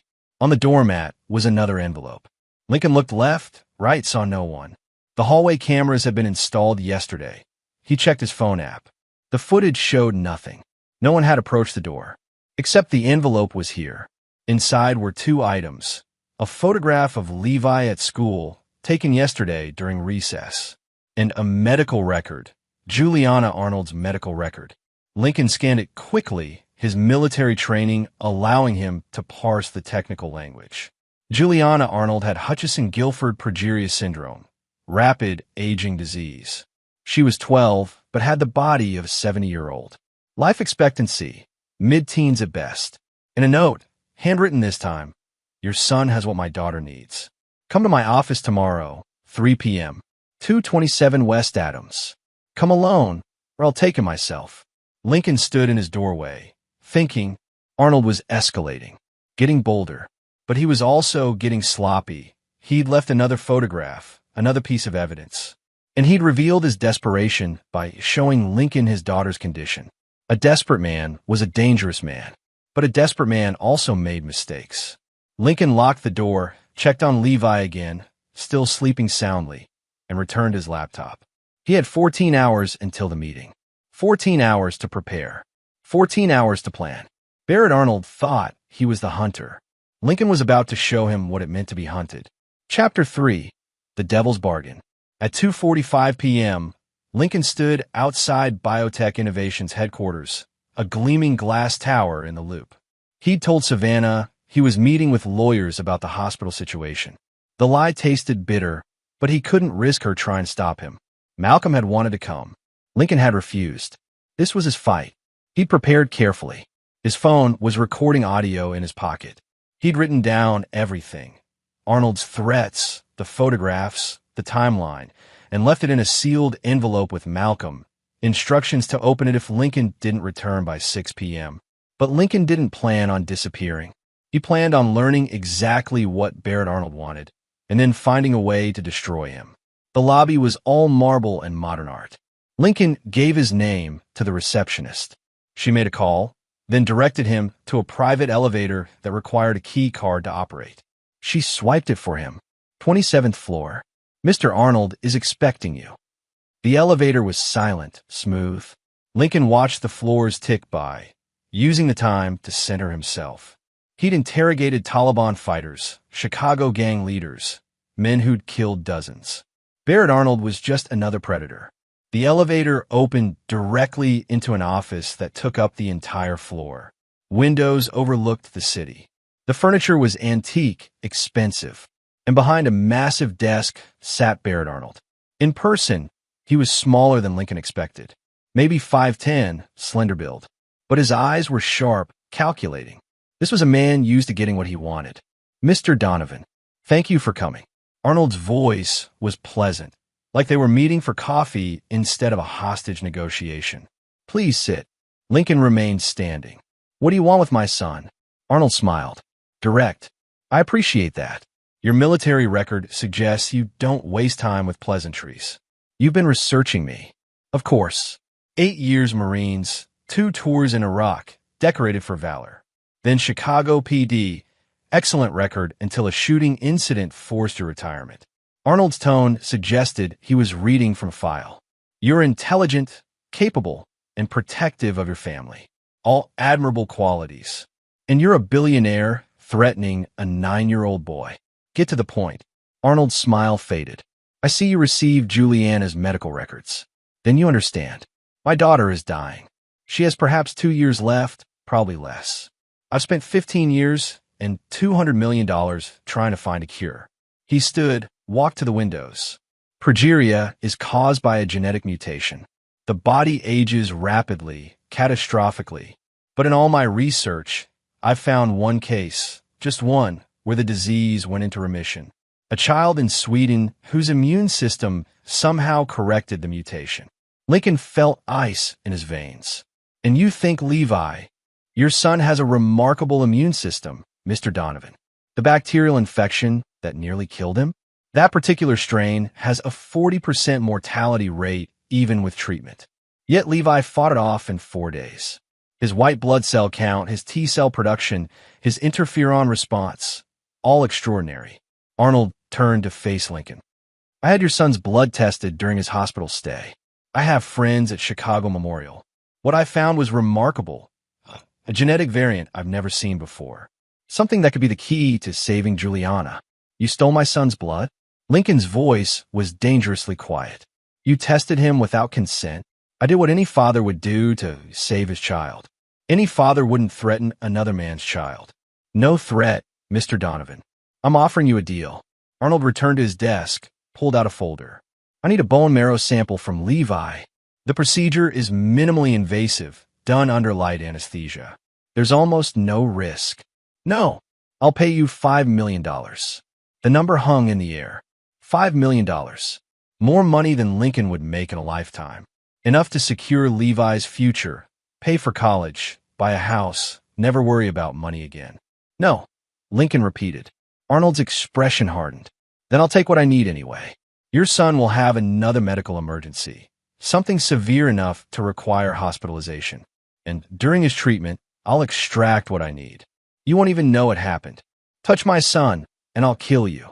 Empty threats from a man with everything to lose. Arnold's voice turned cold.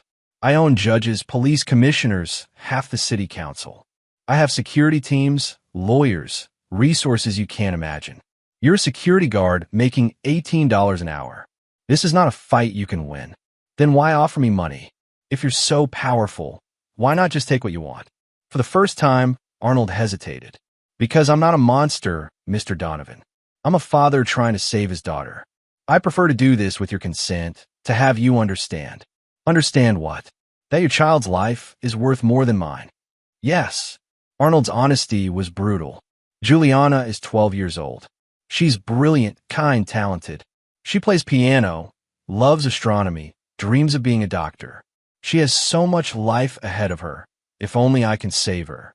Whereas your son, forgive me, is an average child with an average future. If his genetic material can save Juliana, isn't that a fair trade? Lincoln had never wanted to kill anyone as badly as he wanted to kill Barrett Arnold in that moment. But he kept his voice level, his body relaxed. Years of training. You talk about not being a monster, but everything you're doing proves otherwise. I'm a pragmatist, and you have 48 hours to decide. Bring Levi to my private clinic on Thursday at noon, and I'll perform the procedure with full medical protocols. Refuse, and I'll take what I need by force. Your choice. Lincoln walked to the elevator, pressed the button. As the doors opened, he turned back. You made a mistake, Arnold. Oh, you told me your plan. You showed me your weakness. You let me know exactly where you're vulnerable. Lincoln stepped into the elevator. That's how I know you're scared. Scared you're running out of time. Scared your money and power can't save your daughter. Scared that all your intelligence and resources can't solve this problem. So you're desperate.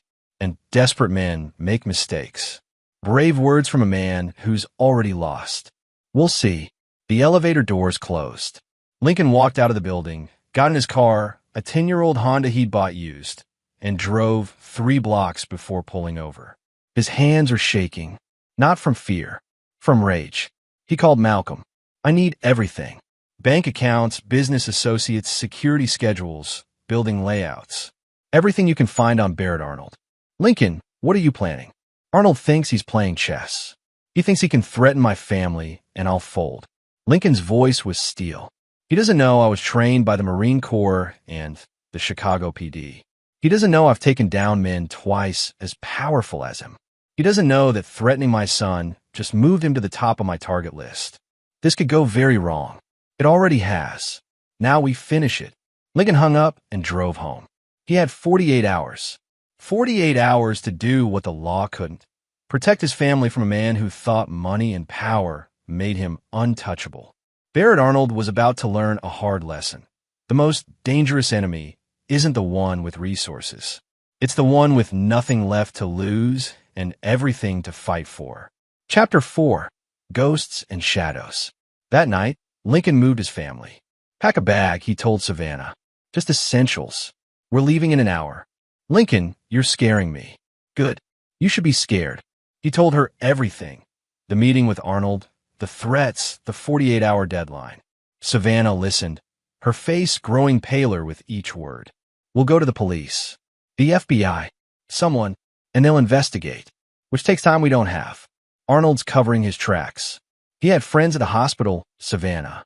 He stole Levi's blood without anyone noticing. How many judges do you think he owns? How many cops? So we run? No. We hide, temporarily. And I hunt. They went to Malcolm's place, a loft in Pilsen that doubled as his office. Malcolm had security cameras, reinforced doors, and more importantly, he knew how to disappear people when necessary. You'll be safe here, Malcolm said, showing them the guest room. I've got a friend watching the building. Anyone suspicious shows up, we'll know. Levi was confused and frightened. Dad, what's going on? Why can't we go home? Lincoln knelt down, looked his son in the eyes. Remember when I told you about my time in the Marines? How my job was to protect people. Yeah. Well, there's a man who wants to hurt you. Not because you did anything wrong, but because he's sick and thinks he can use you to get better. So I'm going to make sure he can't get to you. Okay. Are you going to shoot him? The question was innocent, matter of fact. No, buddy. I'm going to do something better. I'm going to make sure he can never hurt anyone again. After Levi was settled, Lincoln and Malcolm went to the office. Malcolm had a board covered in papers, Arnold's life, mapped out in photographs and documents. Here's what I found, Malcolm said. Arnold's company is worth $2.3 billion on paper. But dig deeper and there are problems. 3 class action lawsuits pending, all related to drug trials that went wrong. FDA investigations. And his personal finances are complicated, shell companies, offshore accounts. He's hiding something. What about security? Standard corporate setup. His house in Lake Forest has a security system, guards at night. The office building has cameras and key card access. He drives a Mercedes S-Class with a personal driver, former cop named Darren Atkins. Retired from Chicago PD 5 years ago. Lincoln studied a photograph of Arnold's house, a mansion on 3 acres. He mentioned a private clinic. Find it. Malcolm typed rapidly on his laptop. Got it. Oak Street Medical Center. Boutique facility caters to wealthy clients. Arnold owns it through subsidiary. It's where he's been treating Juliana. Security? Minimal. It's a medical facility, not a fortress. Cameras at entrances, keypad locks on most doors. Staff is small, maybe 6 people total. Lincoln stared at the board. Arnold thought he had all the advantages, money, power, connections. But he'd made a fundamental error. He'd shown Lincoln his entire hand. The office, the clinic, his daughter's condition, the 48-hour deadline. Every piece of information was a weapon Lincoln could use. I need to visit someone, Lincoln said. You got the address for Darren Atkins? Malcolm raised an eyebrow. Lincoln, what are you thinking? Arnold's driver sees everything. Where Arnold goes, who he meets with.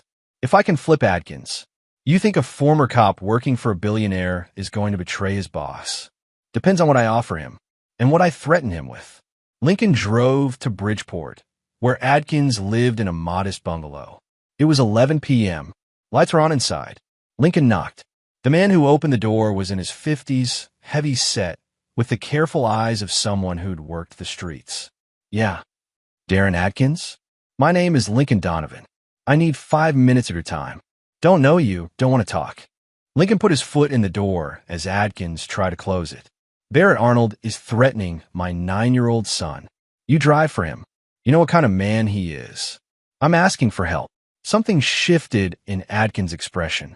He studied Lincoln for a moment, then stepped aside. 5 minutes. Inside, the house was neat, lived in. Photos on the walls showed Adkins with 2 kids, both grown now. Your children? Lincoln asked. Son's in the Army. Daughter's a nurse. What do you want, Donovan? Arnold told me he's going to take my son by force. Extract bone marrow for a medical procedure. I'm trying to stop him. Atkins sat down heavily. That's not my business. You were a cop for 23 years.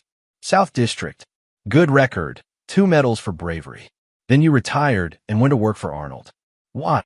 Better pay. Less stress. Or because you got passed over for promotion one too many times and needed the money. Lincoln leaned forward. I check your record, Atkins. You're a good man. You put away gangbangers, drug dealers. You protected people. And now you're driving around a man who threatens children. Watch yourself, Donovan. Does Arnold know you recorded that conversation? Lincoln said quietly. Atkins went very still. What conversation? The one you had with his lawyer 3 months ago. About the lawsuits. About falsified clinical trial data.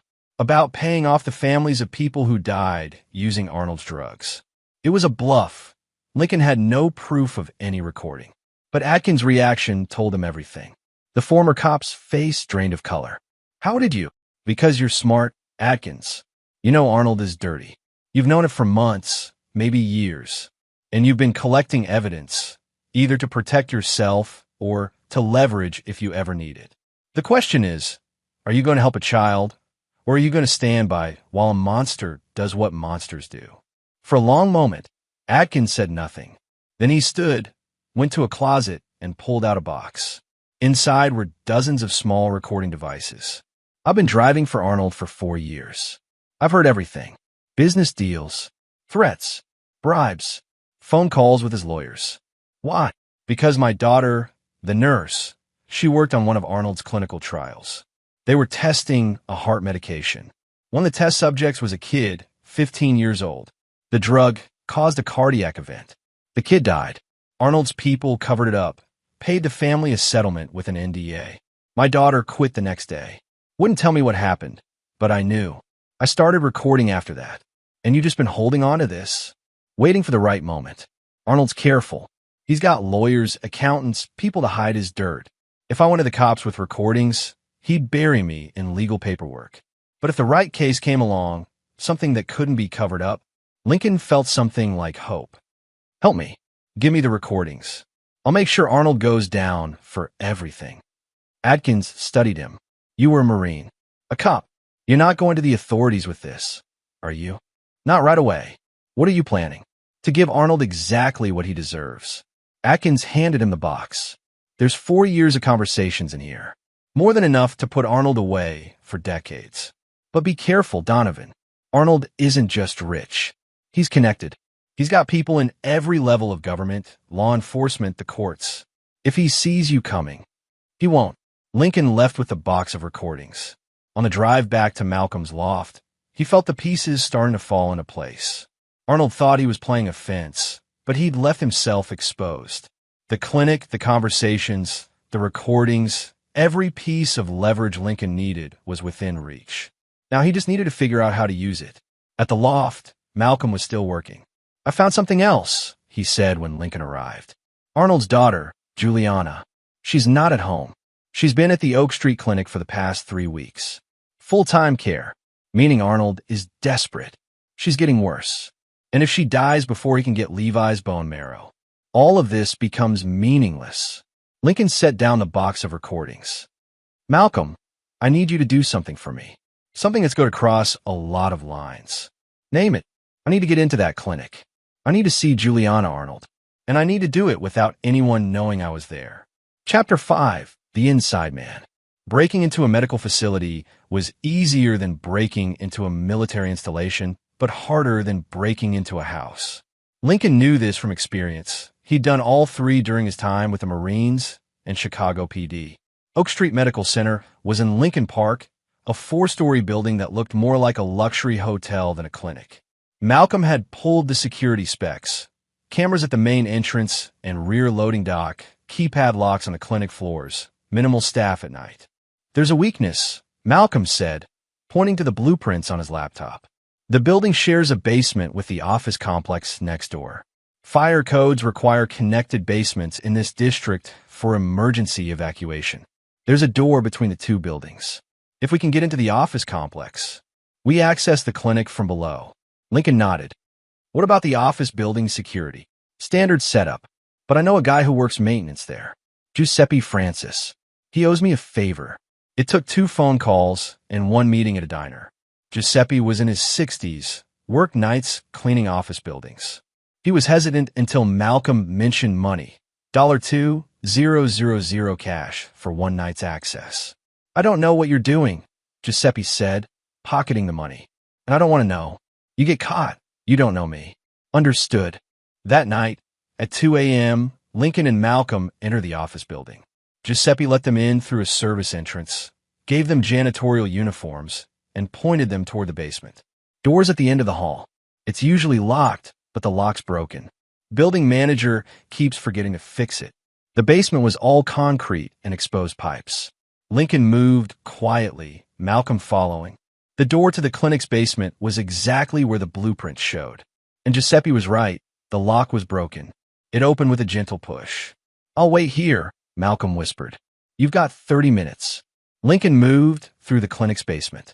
There were storage rooms, a small boiler room, and stairs leading up. He took the stairs slowly, listening for any sound of guards or staff. The first floor was administrative offices, dark and empty. The second floor was exam rooms and labs. The third floor, according to the layout Malcolm had found, was patient rooms. That's where Juliana would be. Lincoln reached the third floor and checked the directory. Room 304, J. Arnold. The door was locked, but it was a standard keypad lock. Lincoln had learned how to bypass these in the Marines. It took him 45 seconds. Inside, the room was dimly lit. Medical equipment hummed softly. And in the bed, small and frail, was Juliana Arnold. Lincoln had seen the medical records, but seeing her in person was different. She looked ancient and young at the same time. A child's face with deep wrinkles, thin hair, a body that seemed to be collapsing in on itself. She was asleep, breathing slowly. On the nightstand was a photograph. Juliana, maybe 2 years ago, before the disease had progressed this far. She was smiling, holding a violin. She looked happy, healthy. Lincoln felt something he hadn't expected. Pity. This wasn't Juliana's fault. She was a victim in all this, just like Levi. Her father's obsession, his willingness to hurt others to save her, that wasn't her choice. But it didn't change what Lincoln had to do. He photographed the room, the medical equipment, the records on the wall showing Juliana's declining condition. Then he left, locking the door behind him, retracing his steps through the clinic. Malcolm was waiting in the basement. Get what you needed? Yeah, let's go. Back at the loft, Lincoln reviewed everything. He had the recordings from Atkins. He had proof of Arnold's willingness to threaten and harm Levi. He had documentation of Juliana's condition and the clinic. And he had a plan forming. Tomorrow, Lincoln said, I'm going to Arnold's house. Lincoln, that's insane. He's got security. I'm not breaking in. I'm visiting. During the day, as a guest. Malcolm stared at him. You've lost your mind. Maybe. Or maybe I'm about to flip this entire situation on its head. Lincoln pulled up a browser, started searching for something specific. Arnold thinks he's got all the power because he's got money and connections. But I've got something he doesn't. What's that? Nothing to lose. And everything to fight for. The next morning, Lincoln called Barrett Arnold's office. The secretary tried to brush him off, but Lincoln was persistent. Tell Mr. Arnold that Lincoln Donovan is coming to his house at 2 p.m. Tell him I'm bringing something he wants. And tell him if he's not there to meet me, I'm going to the FBI with every recording Darren Atkins made over the past 4 years. There was a long pause. Please hold. 2 minutes later, Arnold's voice came on the line. Cold. Controlled. You're bluffing. Am I? Ask Atkins. Oh wait, you can't. He quit this morning. Sent you an email, I believe. Another pause. What do you want, Donovan? A conversation. Just you and me. No lawyers. No security. Your house. 2 p.m. And if I refuse, then by tonight, every news station in Chicago will have copies of your conversations about falsified clinical trials, bribed officials, and covered up deaths. Your company will be finished. You'll be arrested, and Juliana will die while you're sitting in a jail cell. The silence stretched. Then, 2 p.m. Come alone. Lincoln hung up. Malcolm was staring at him. You're really doing this? Arnold thinks I'm desperate. He thinks I'm going to cave to his threats. But he doesn't understand what desperation really looks like. He's about to find out. And if this goes wrong, then you've got all the evidence. You go to the FBI. You make sure Arnold pays for everything he's done. Lincoln, this is the only way, Malcolm. Arnold's not going to stop. He'll keep coming after Levi, keep threatening, keep escalating. The only way to stop him is to make him more afraid of me than I am of him. And I'm about to show him what real fear looks like. Chapter 6, The Turning Point. Barrett Arnold's house was a fortress disguised as a home. High walls, security gates, cameras everywhere. Lincoln pulled up to the gate at exactly 2 p.m. and pressed the intercom button. Lincoln Donovan. I'm expected. The gates opened. Lincoln drove up the long driveway, acutely aware that he was being watched by multiple cameras. He'd left his gun at Malcolm's, bringing it would have been suicide. Instead, he brought something more dangerous, information. Arnold was waiting at the front door. He looked older than he had in the office, more tired. Stress was eating him alive. Mr. Donovan, I admire your courage, if not your wisdom. Let's skip the pleasantries, Arnold. You got something I want. I've got something you want. Let's negotiate.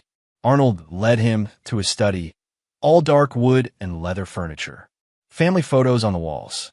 Juliana at various ages, slowly transforming from a healthy child to the frail figure Lincoln had seen last night. You broke into my clinic, Arnold said, sitting behind his desk. I know. The cameras caught you.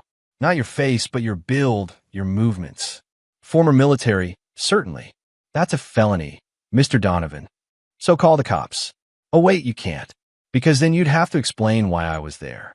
And that would lead to questions about Juliana's treatment, about where you're getting your research subjects, about the people who've died in your clinical trials. Arnold's jaw tightened. What do you want? I want you to leave my family alone. Forever. No more threats. No more attempts to get to Levi. You forget we exist. In exchange for what? Your silence about the recordings. In exchange for something better. Lincoln pulled out a folder, slid it across the desk. Your daughter is dying. Progeria is progressing faster than you expected. She is maybe 6 months, probably less. The treatment you're planning, harvesting Levi's genetic material, it's experimental at best. You don't even know if it will work. It's her only chance. No, it's not. Lincoln tapped the folder. There's a research team in Germany. They're working on gene therapy for progeria. Actual, legitimate research. No stolen blood samples, no threats, no illegal trials. They've had success in mice. They're moving to human trials next year. Arnold opened the folder, scanned the documents. His hands trembled slightly. Next year is too late. Not if you get Juliana into the trial early. And you can. You're Barrett Arnold. You've got money, connections, resources. You could have your daughter in Berlin by next week if you really wanted to. Why would they accept her? Because I'm going to make sure they do. Lincoln pulled out another document. I've been in contact with Dr. Warner Richardson, the lead researcher. I told him about Juliana's case. He's willing to fast-track her if you're willing to fund the research. $10 million, Arnold. That's all he needs to accelerate the human trials. $10 million, and your daughter gets a real chance at life. Not some desperate gamble involving stolen bone marrow, but actual, peer-reviewed science. Arnold stared at the documents. And the recordings? The evidence Atkins collected disappears. I have no interest in destroying you, Arnold. I just want my family safe. You fund the research, you leave us alone, and everyone wins. Juliana get a chance at life. You avoid prison. I protect my son. How do I know you won't go to the authorities anyway? Because I'm a father, just like you. I understand desperation. I understand the lengths you'd go to save your child. The difference is, I'm not willing to hurt another child to save mine. And I don't think you really want to either. Arnold was quiet for a long time. He stared at Juliana's photos on the wall. I've been so focused on finding a cure that He trailed off. I didn't see any other options. There's always another option. You just have to be willing to look for it.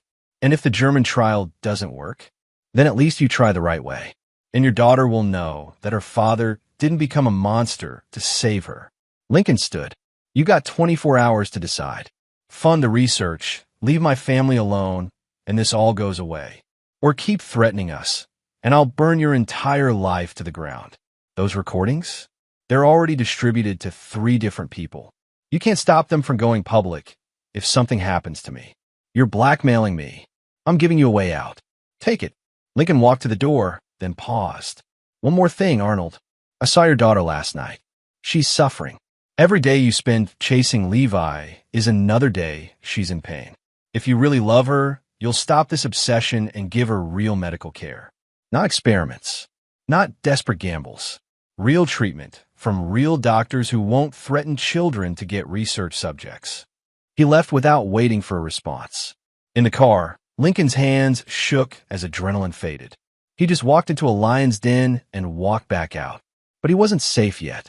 Arnold could still decide to double down on the threats. Could still send men after Levi. Malcolm called as Lincoln was driving back. Well, I gave him an out. Either he takes it or we go to war. And if he chooses war, then I've got a backup plan. How do you feel about calling in some favors from the FBI? Lincoln, you know I left the agency under complicated circumstances. I know, but you still have friends there. People who trust you. If Arnold doesn't back down, we're going to need them. Back at the loft, Lincoln spent the evening with his family. Levi was playing video games with Malcolm. Savannah was reading, though Lincoln could see she was just staring at the same page over and over. Is it over? She asked quietly. I don't know yet. Tomorrow we'll find out. That night, Lincoln barely slept. He kept running scenarios in his head. What Arnold might do, how to counter it, what the next move would be if the negotiations failed. He'd been trained for combat, for tactical situations. But this was different. This was protecting his family from an enemy who had infinite resources and no moral boundaries. At 7 a.m., his phone rang. Unknown number. Donovan? This is Dr. Richardson from Berlin. The voice had a thick German accent. I just received a very large wire transfer from Mr. Barrett Arnold. He says you can explain. Lincoln felt relief flood through him. Dr. Richardson, let me tell you about a 12-year-old girl who needs your help. Chapter 7. Unfinished Business. For 3 days, Lincoln waited for the other shoe to drop. Arnold had funded the research. Dr. Richardson confirmed that $10 million had been transferred, and Juliana was being prepped for transport to Berlin. But Lincoln didn't trust it. Men like Arnold didn't back down easily. He was right to be suspicious. On the 4th day, Malcolm burst into the loft, waving his laptop. Lincoln, we've got a problem. On the screen was a news article. Biotech Innovations announces major acquisition. Chicago security firm now under Arnold control. Lincoln read quickly. Arnold had purchased Tactical Security Solutions, the private security company that handled security for half the office buildings in downtown Chicago, including the building where Lincoln worked. He's positioning, Malcolm said. He's not attacking directly, but he's putting pieces in place. If he controls your workplace security, he controls your access to income. He could have you fired, blacklisted, or he could be legitimately expanding his business. Lincoln tried to stay calm, but his instincts were screaming. Did Adkins say anything about Arnold planning this? I'll call him. But when Malcolm dialed Adkins' number, it went straight to voicemail. They tried 3 more times over the next hour. Nothing. That's not good, Malcolm said. Lincoln grabbed his jacket. I'm going to Adkins' house. Wait, Lincoln. But Lincoln was already out the door. Something was wrong. His gut, trained by years of combat and police work, was telling him that Arnold hadn't accepted the deal. He bought time, and now he was making moves. Adkins' house in Bridgeport looked quiet. Too quiet. Lincoln knocked. No answer. He tried the door unlocked. That was wrong. Adkins was former cop. He wouldn't leave his door unlocked. Adkins, Lincoln called out, stepping inside. It's Donovan. The living room was ransacked. Furniture overturned, papers everywhere. Lincoln's hand instinctively went to his hip, reaching for a gun that wasn't there. He moved through the house carefully, checking corners. In the kitchen, he found Adkins. The former cop was alive, but badly beaten, tied to a chair. His face was swollen, blood-dried on his shirt. He looked up when Lincoln entered, eyes widening. "Donovan, you need to run." Lincoln cut the ropes, helped Adkins to his feet. "What happened? Who did this?" "Arnold's men. They came yesterday. One of the original recordings. I told them they were copies, that you had the originals. They didn't believe me." "Jesus. Did you go to the hospital?" "Can't. Arnold's got people everywhere. They said if I report this, they'll kill my kids. Said they know where my son is stationed, know which hospital my daughter works at." Adkins coughed, winced in pain. "Arnold's not backing down. He's escalating. The Germany thing, it's a cover. He's still coming after your son." Lincoln's blood ran cold. "How do you know?" "Because they told me. Said Arnold's preparing the clinic. Said he's going to grab your boy within 48 hours, perform the procedure anyway. The research funding was just to keep you complacent." Lincoln helped Adkins to the couch, got him water. "You need to get out of town.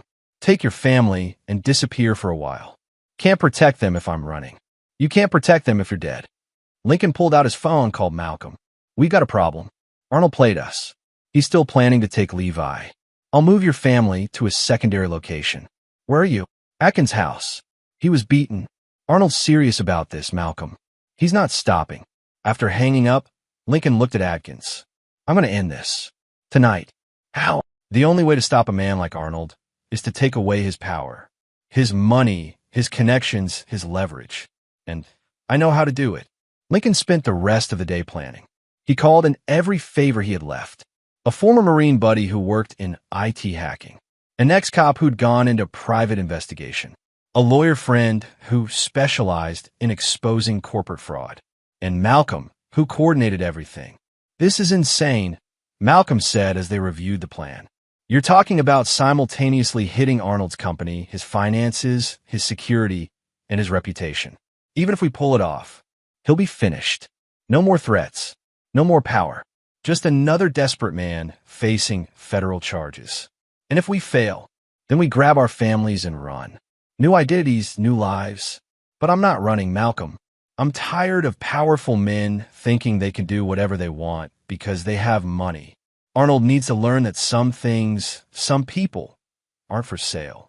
The plan was complex, requiring precise timing. Lincoln would hit Arnold's company by releasing the recordings to the FBI and SEC simultaneously. Evidence of fraud, illegal trials, bribery. His IT friend, Toby Bruce, would hack Arnold's financial accounts and freeze them temporarily, just long enough to prevent Arnold from moving money or paying off officials. His lawyer friend, Johnny Wilkinson, would file emergency lawsuits on behalf of the families of people who died in Arnold's trials.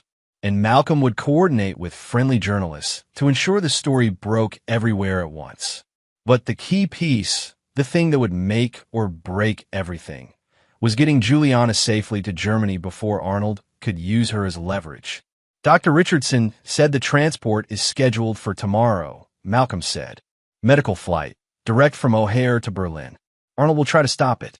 He'll realize once his accounts are frozen and his company is under investigation that his daughter is his only bargaining chip left.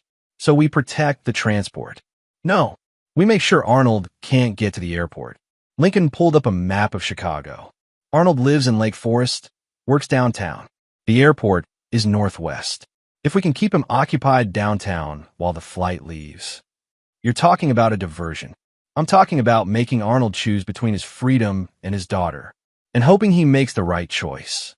At 8 p.m., Lincoln called Barrett Arnold directly.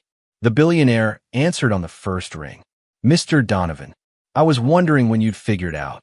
The deal's off, right? You never intended to honor it. You're a smart man. You know I can't stop now. Juliana's condition is deteriorating faster than expected. She doesn't have time for experimental trials in Germany.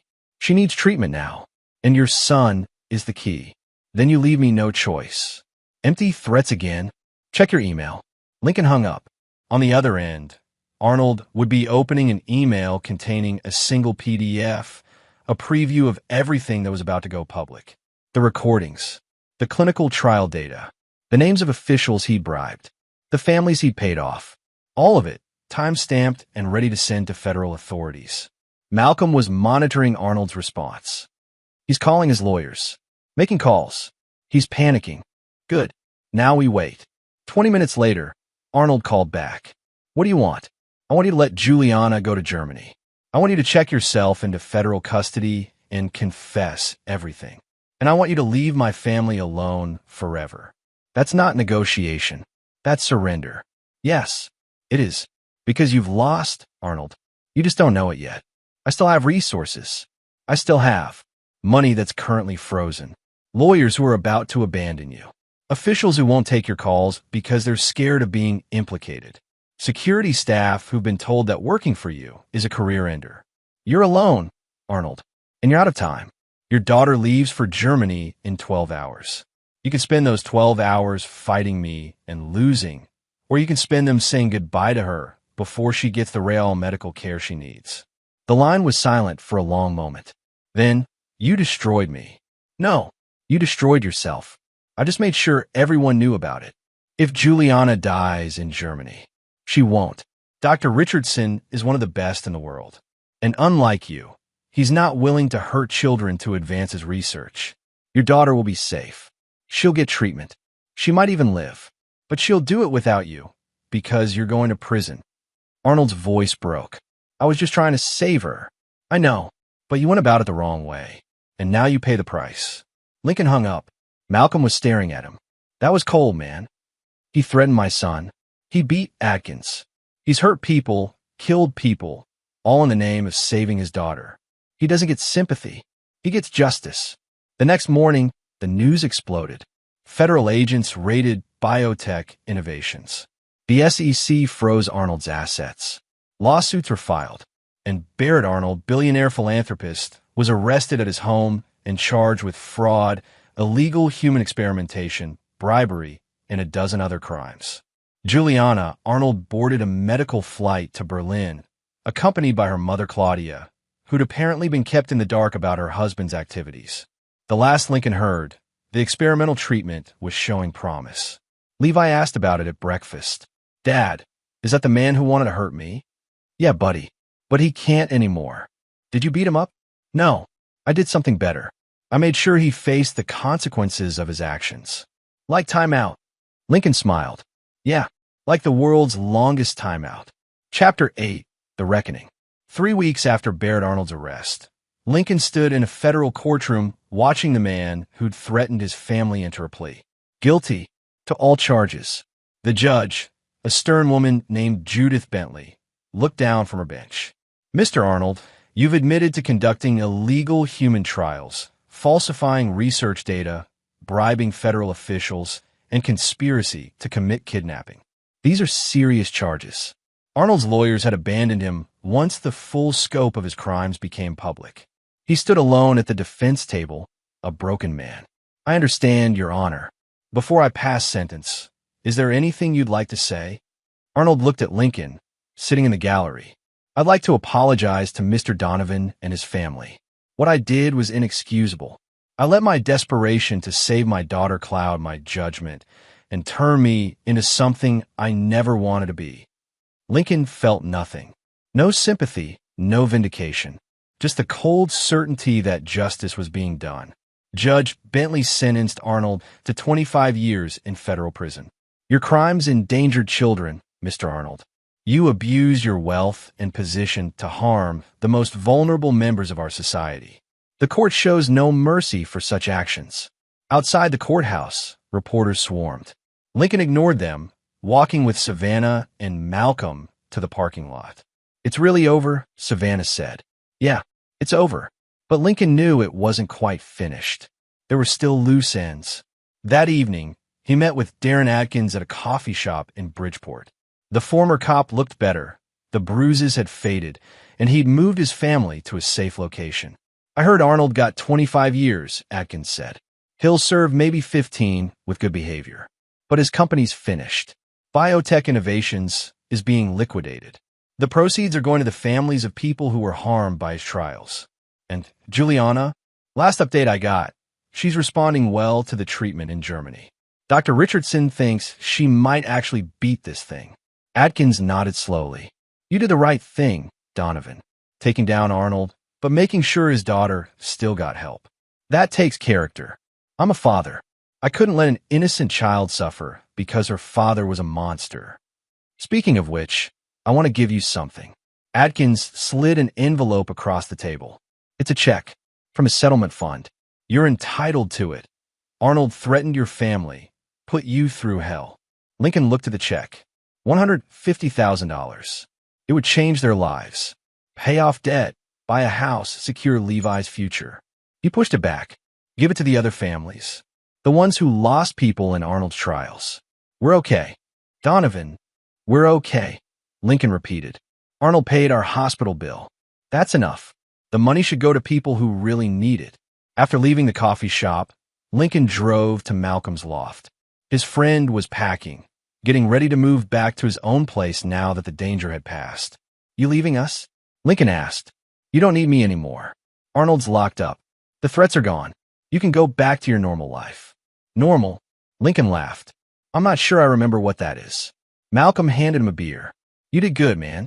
You protected your family. You brought down a corrupt billionaire.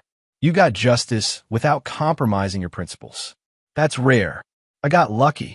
If Adkins hadn't recorded those conversations, if Dr. Richardson hadn't been willing to help Juliana, if any of a dozen things had gone differently. But they didn't. You made smart choices. You fought smart. That's what matters. Lincoln drank his beer, thinking about the past month. The fear, the anger, the desperate planning. The satisfaction of watching Arnold realize he'd lost. I keep thinking about what he said, about being desperate to save his daughter. You feel sorry for him? No, but I understand him. If Levi was dying, if I thought I could save him by hurting someone else, I don't know what I'd do. Yes, you do. You'd find another way. That's the difference between you and Arnold.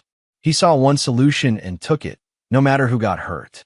You look for a solution that didn't require destroying an innocent child. They drank in comfortable silence for a moment. Then Malcolm said, What are you going to do now? Go back to security work? Maybe. Or maybe I'll do something else.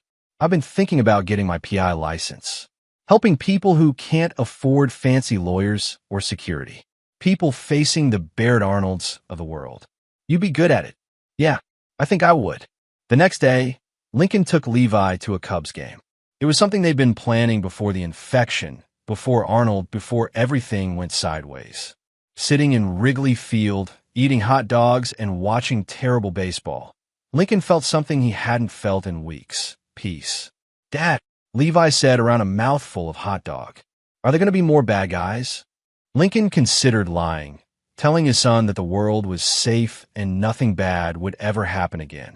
But he respected Levi too much for that. Yeah, buddy, there will be. There are always going to be people who try to hurt others. But you'll stop them? I'll do my best. And when you're older, maybe you'll help stop them too. Like a superhero.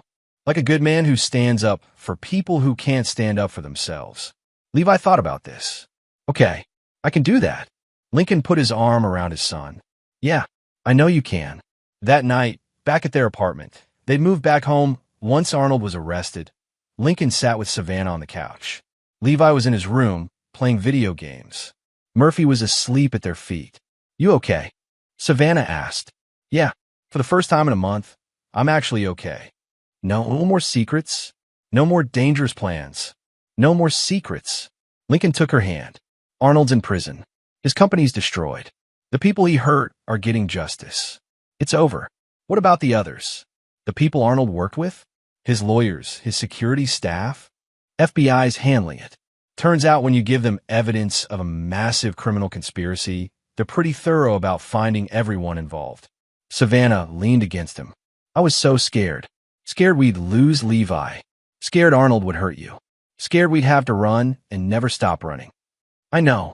I was scared too. You didn't seem scared. You seemed determined.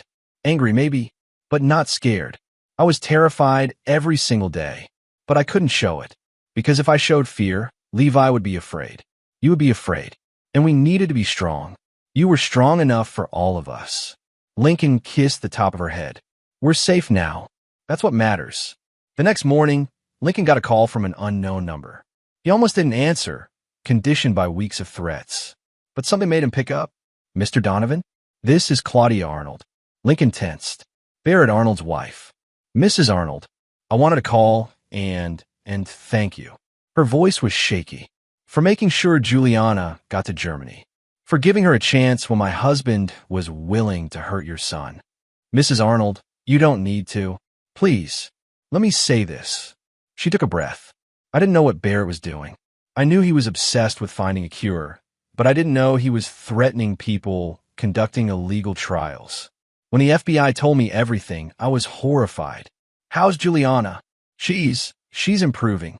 Dr. Richardson says the treatment is working. She might actually have a future now.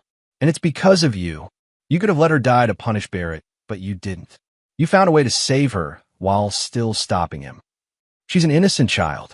She didn't deserve to suffer for her father's crimes. Thank you. Thank you for seeing that." Claudia paused. "I'm divorcing Barrett. I'm taking Juliana and starting over somewhere else. Away from Chicago, away from his legacy. I wanted you to know that. Good luck, Mrs. Arnold." After hanging up, Lincoln sat at his kitchen table, thinking about the paths not taken. If he'd gone to the police immediately, they might not have acted fast enough. If he'd tried to run, Arnold would have found them. If he tried to fight Arnold directly, someone would have gotten hurt, probably Lincoln himself. But he'd found a third way, a smarter way. He'd used Arnold's own tactics against him. Leverage, information, pressure. He'd turned Arnold's strength into weakness. And in the end, justice had been served without anyone innocent getting hurt. Levi wandered into the kitchen, still in his pajamas. "Dad, can we go to the park today?" "Yeah, buddy, we can go to the park." "And can Murphy come?" "Murphy can definitely come." Lincoln watched his son pour cereal, chattering about a school project and a friend's birthday party next week. Normal things.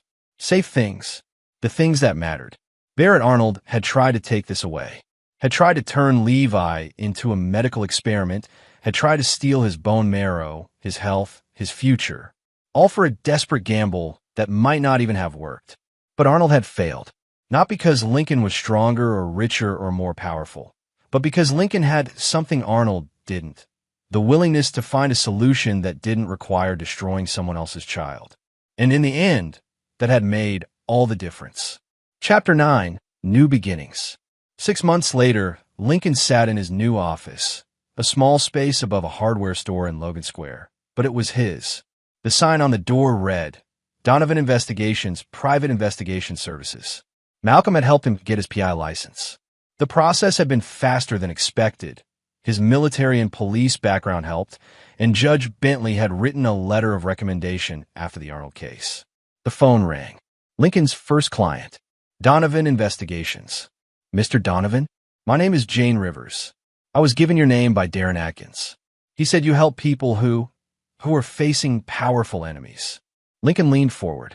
"Tell me what's happening." Jane's story poured out. A custody battle against her wealthy ex-husband who was using his money and connections to take her kids. Threats. Intimidation. The kind of abuse of power that Lincoln had become intimately familiar with. "Can you help me?"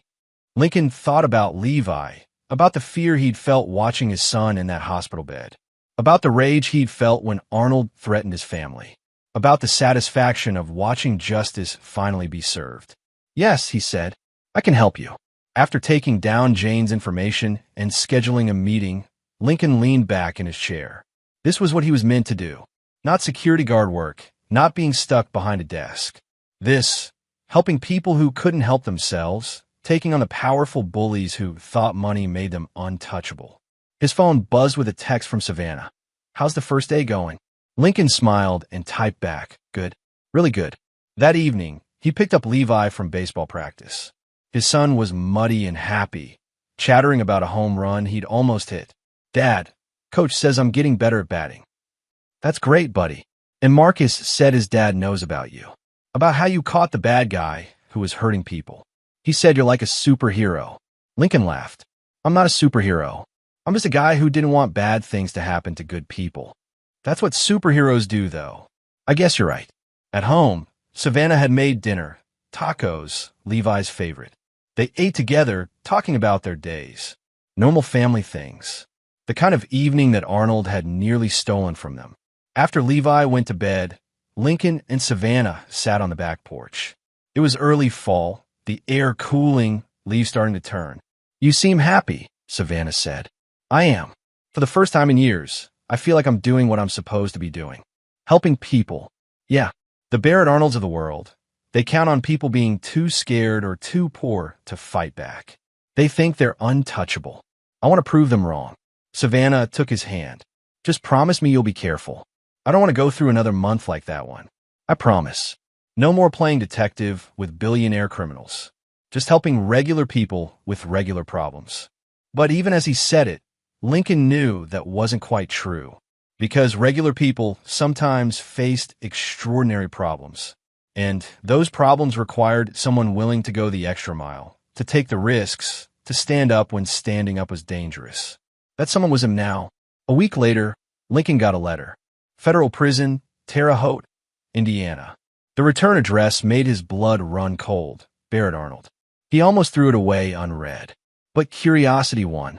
Mr. Donovan, I write this from cell that will be my home for the next decade and a half. I've had a lot of time to think about what I did, about the choices I made. You were right. I became a monster trying to save my daughter. I lost sight of everything I believed in, ethics, morality, the value of human life. I told myself the ends justified the means. But they didn't. Juliana is doing well. Claudia sends me updates. The treatment in Germany worked. My daughter is going to live. She might even have a normal life. And it's because of you, because you found a solution I was too blind to see. I don't expect forgiveness. I don't deserve it. But I wanted you to know that I understand now. What I did to you and your family was unforgivable. If I could take it back, I would. My company is gone. My fortune is gone. My family is gone. All I have left is the knowledge that my daughter will live.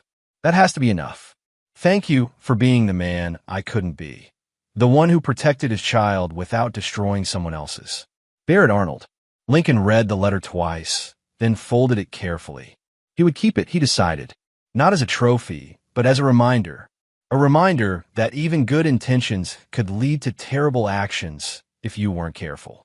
A reminder to always look for the third option, the solution that didn't require sacrificing someone else. Malcolm stopped by the office later that day.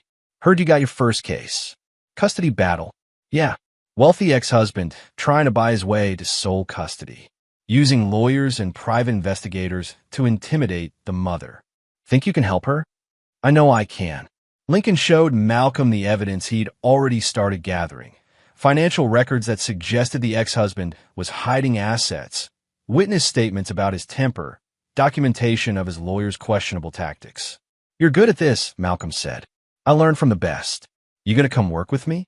Donovan and Stanley Investigations has a nice ring to it. Malcolm considered it. Maybe. Let me finish up this case I'm on. Then we'll talk about a partnership. That night, Lincoln had a dream. He was back in Iraq, crouched behind a wall while bullets flew overhead. But instead of his Marine squad, Levi was beside him. And Lincoln was trying to protect his son from an enemy that kept shifting, changing, attacking from new angles. He woke up sweating, heart pounding. But when he checked on Levi, his son was sleeping peacefully, Murphy curled up at the foot of his bed. The threats were over. Arnold was in prison. They were safe. But Lincoln knew there would always be more threats, more dangerous men, more families that needed protecting. The world was full of Barrett Arnolds, wealthy, powerful people who thought they could do whatever they wanted. And Lincoln was going to make sure they couldn't. 3 months later, Jane Rivers called him, crying with relief. Mr. Donovan, we won. The judge awarded me full custody. My ex-husband's lawyers withdrew when you exposed all those financial irregularities. I'm glad I could help. You did more than help. You saved my family. How much do I owe you? Lincoln quoted her a number, much less than he could have charged. She protested, but Lincoln was firm. This is what I charge. Take the money you saved and spend it on your kids. After hanging up, Lincoln looked around his small office. Cases were piling up. Other people who'd heard about the man who took down Barrett Arnold, the investigator who helped people facing impossible odds. Savannah brought Levi by for lunch. His son was excited because he'd been chosen for the school violin recital. Dad, will you come watch me play? Wouldn't miss it for the world, buddy.